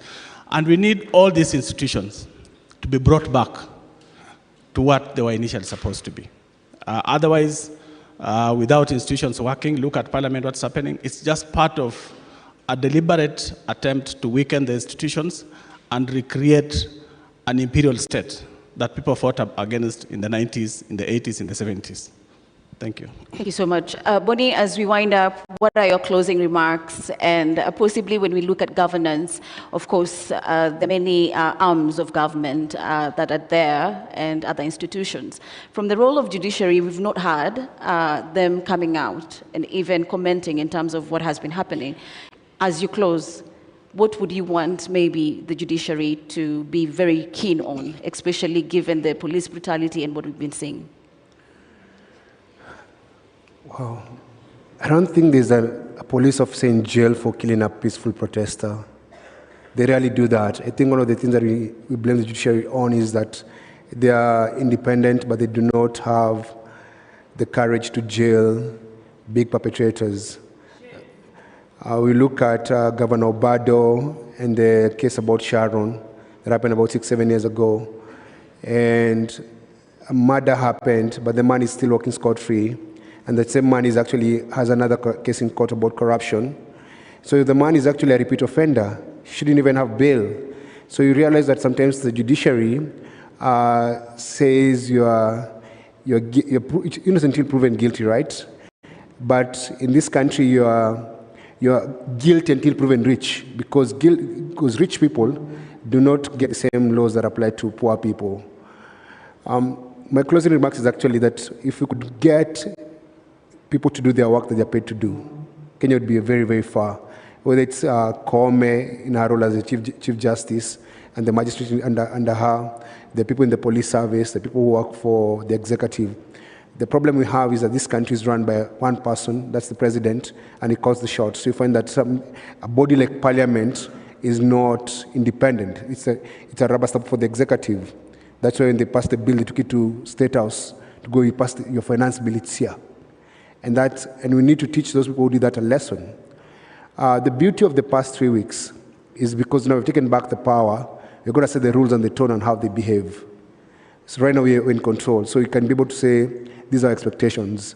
I think the judiciary should be able to come and say, we're going to have, they actually have special courts on economic crimes, but can you have a case listened to and conclude within a year or 6 months? You have to realize the people who steal a lot of money are very powerful. Mm-hmm. And they learned something from Patni. Patton was able to buy the entire judiciary and the entire opposition when he stole Goldenberg. And by doing that, he made it easier for people who steal later on to steal enough to bribe everyone. I was just looking up about Anglo-Listen because of the killings in Mukuru, because Kenya doesn't have a proper forensic lab. But 22 years ago, would have bought one with Anglo-Listen money. Anglo-Listen money was stolen. The thieves were never convicted, but guess who was found guilty for defamation? John Githongo, the whistleblower. So you see how injustice the justice system is. So my prayer is, as we reform this country, we get men and women of integrity like our President Faith Odhiambo, who you can believe in and stand and say that if she's in that position, you're safe. And it's very, very important. So the Kenya we want, power. So the Kenya we want, as I conclude, I want the Kenya we want to have the Kenyans we want in that Kenya. Kenyans who believe in integrity and who stand up for their rights. We are standing up for our rights. May we never sit down, ever. Thank you so much, Boni. Cyprian, as you wind up, what are your closing remarks looking at issues to do with governance? Because it doesn't end with the president. It also trickled down to our counties. Thank you very much.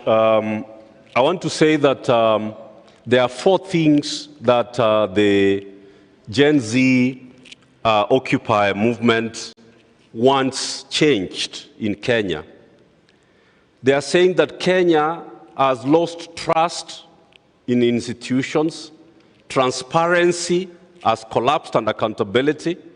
Number 3 is that discipline has gone, and finally respect has evaporated. Those are the 4 problems that the Gen Z movement and the Occupy movement has identified. They are not just about the presidency, but you've seen the occupation even of churches. Nobody's going to be spared. What do we do going forward? The sacking and the dissolution of the cabinet by President William RUTO is not enough.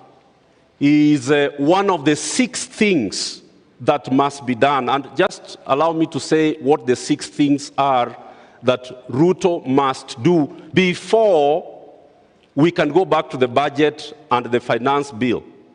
The first thing was to sack cabinet. The second thing is that he must overhaul, change the leadership of parliament. There's even a court case I've seen to dissolve parliament because it is not constitutionally constituted.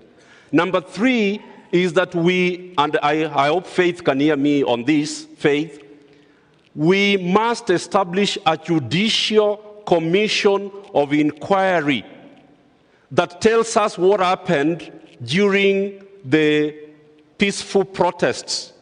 Who killed the protesters?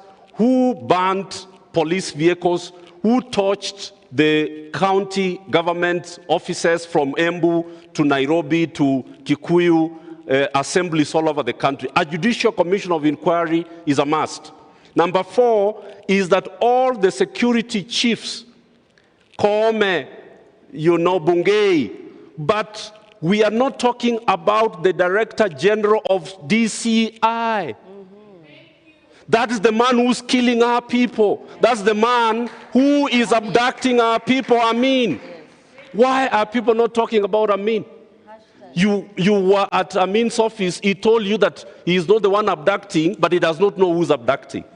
So he must, that's number 4, and it's extremely important. Number 5 is that the military must be removed from the streets by going back to parliament and rescinding the instrument that brought them to the street. Number 6 is that we must be allowed to recall all the members of parliament who said yes. They must be recalled. They must be recalled. After we do those 6 things, the list of 14 irreducible minimums will kick in. Number 1 is that CDF must go. We are saying that we must close down all the offices that are chewing up our money. The Appropriations Act, the budget which RUTO passed into law, must be completely dissolved. We have rejected the finance bill, but we allowed him to pass his appropriations. So he is not worried. He has money and he has been allowed to spend. So he's not having problems. We must deal with the Appropriations Act. So going forward, the pressure must not be reduced.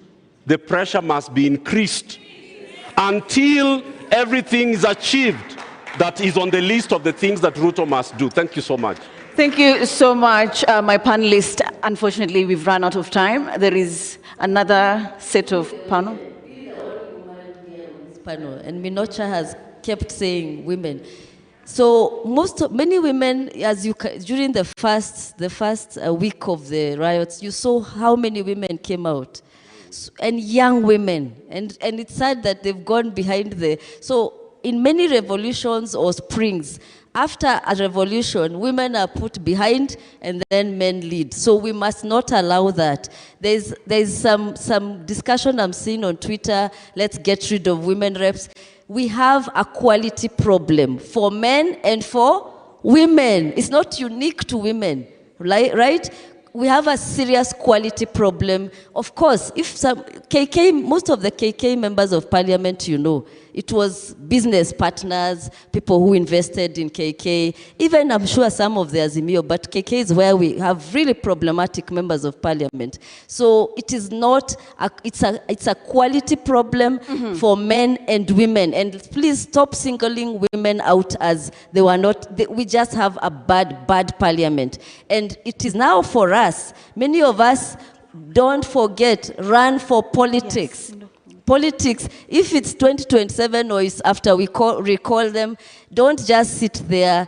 As you do the activism, you also register yourself, get into we need a political party of this movement. Because without that, those are the instruments of getting into power. We will just be talking and then so we need all these activists, and let's own that activism and take that. Can you imagine if we all went into government? We would change everything. So the pressure must not stop. That's what I would like to say. A round of applause. Thank you so much for sharing your insights there. Asante sana. Thank you so much. DJ, as we transit, a little bit of music. I'm being told we are getting into another round with a list of panelists as well. So you can leave the stage. Thank you so much. We have Tess Wavinya from... Yeah. She's here. Yes. On this round, we have Tess Wavinya from LSK Council. Please take the stage.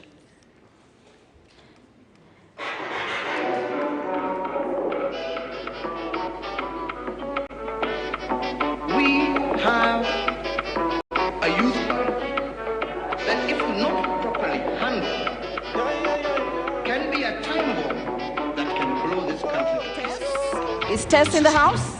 Thank you so much. And then we have Joshua Okayo.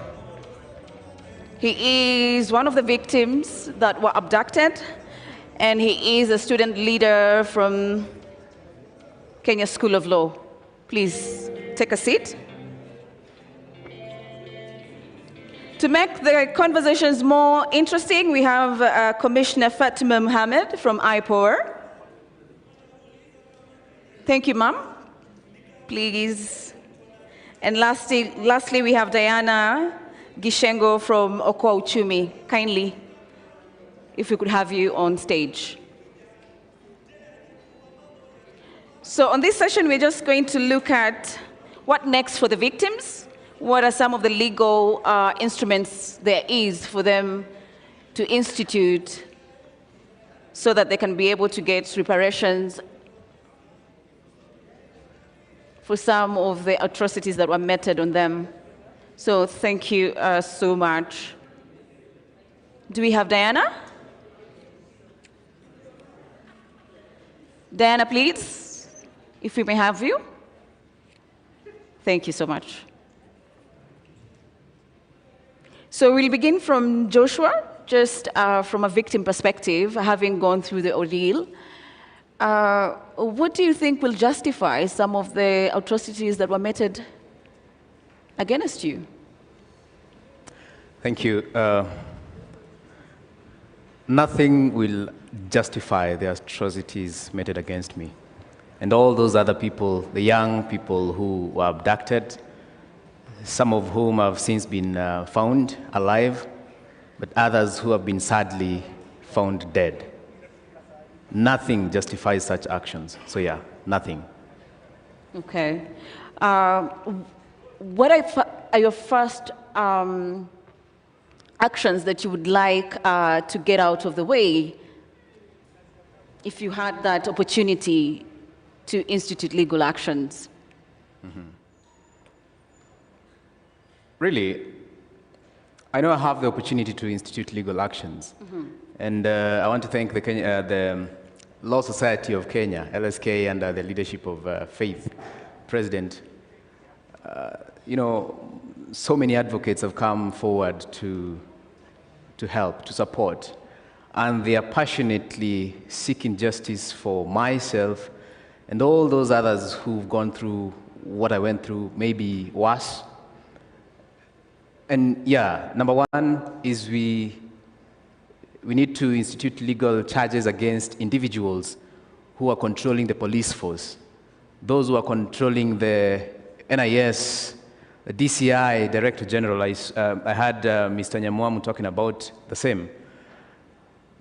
And after that, the victims also need to be compensated for all that they've gone through. Mm-hmm. And all that is going to be done in due course. I want to assure you that the team, the legal team at the LSK, and all other well-wishers are up to speed, and this is what we would like to see happen. Number one, criminal charges against individuals. Number two, civil charges against, civil, civil matters against the government and those involved, so that then we don't just see them serving sentences, if at all they will. I hope they do. But then ultimately, we also get to get back to our previous state of physical and mental state. Thank you so much, Joshua. Tess, moving to you. As a body, LSK, are you looking forward to possibly institute legal actions? And what are some of the support that you're already giving to these particular victims of police brutality? Because there was issues of psychological trauma, especially for the victims that underwent the brutality. Yeah. Thank you very much. Well, allow me first to state that in our country, we have the Constitution. And in the Constitution, it gives guidelines on how the government is supposed to work from the powers that has been delegated by the people. They do not have the sovereign powers. And it's also from there that such bodies like LSK are formed to keep checks and balance to the government. Now, as you've asked me, what are the measures that have been taken? As LSK, our first mandate is to uphold the rule of law. When you're upholding the rule of law, we're reminding the government, the current regime, which is trying to do and act on its draconian acts, that justice is our shield and defender. And it is not a cloistered virtue. And that's why we called upon our young members to go on the streets, pro bono, to live billable hours, so that we helped those whom were peacefully assembling to protest and they were arrested, abducted, and taken to police station or detained in places we don't know.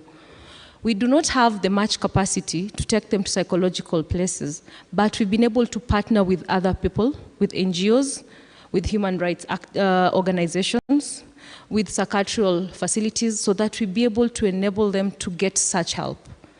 Because we are not in normal times anymore. We are in abnormalities. Someone goes to the street to protest. They don't go home. Their families are scared. They don't even know where their child has gone to. When you call the phone, no one answers. A good example, the KSL student seated on my left. we got information of where he was found in Murang'a. I was the key person to get that information. And it was so unfortunate that he couldn't even comprehend or even want to speak.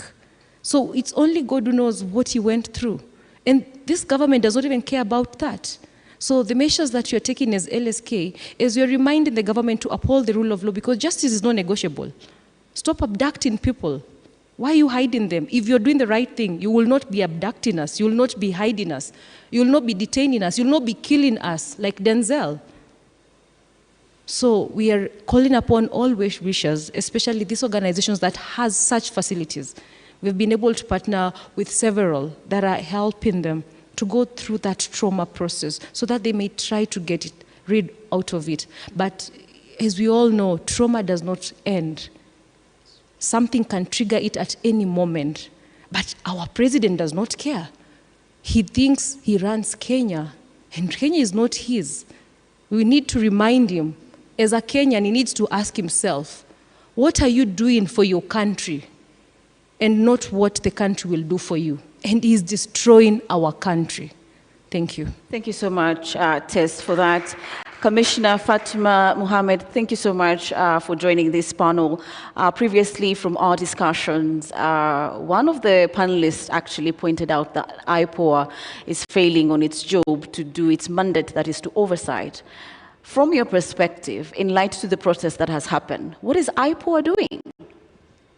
Thank you very much, and for giving us this opportunity to come and highlight exactly what we are doing. First, we have to understand the mandate of IPOA. The mandate of IPOA is to oversight the police in holding it accountable into doing its work. Two, and to ensure professionalism in police work, and to handle how to handle complaints independently. That's a clear mandate of IPOA. What are our functions? One is to investigate police killings and police causing serious injuries. And that's where we are at this particular time. And for these cases that now we have, since the protests have started, I just want to speak about that one right now. That's what is at stake right now, is we're in the process of investigating and recommending to the DPP. One, it's a legal process. And once it's a legal process, you'll need evidence, you'll need statements, because when you send it to the DPP, what will he ask you for? He'll ask for all the evidence, for him to take it to court, for it to be sustained. Already we are asking for people to come forward, give us statements, so that when we go to the DPP, he has something to take to the courts. Otherwise, if we take things that we just pick from the social media here and there, it doesn't help us. We really appreciate you coming to us. If you'd come to us, we record statements. Then, that will give us basis for our prosecution, because we don't have powers for prosecution. We don't have powers to arrest. I know we've been asked, how come you're not arresting the police officers? We don't have the powers to arrest. Ours is to give recommendation and give disciplinary cases to the National Police Service Commission to either discipline that police officer or to do that, or whatever issue that needs to be done. But as it stands right now, we are very advanced in many of our investigations, but what we are lacking is the crucial evidences that we need for prosecution. The DPP, where we work together every single day, and is always asking, where is the stage, at what stage have you reached here? Now that is where we are, and we'd be asking kindly if we could have evidence from the public. Come to us, talk to us, record statements with us. Then we can have a credible case to hand. Otherwise, what we are getting, social media from here and there, we go out of our own motion, because we have the powers out of our own motion to go out and investigate and call upon you, come, this is what you have said, done, let's do this, let's do that. It's not able to happen. So with the basis of that, we are not able to move forward. Yeah. Before I come to you, Diana, sticking to Commissioner Fatima, do you have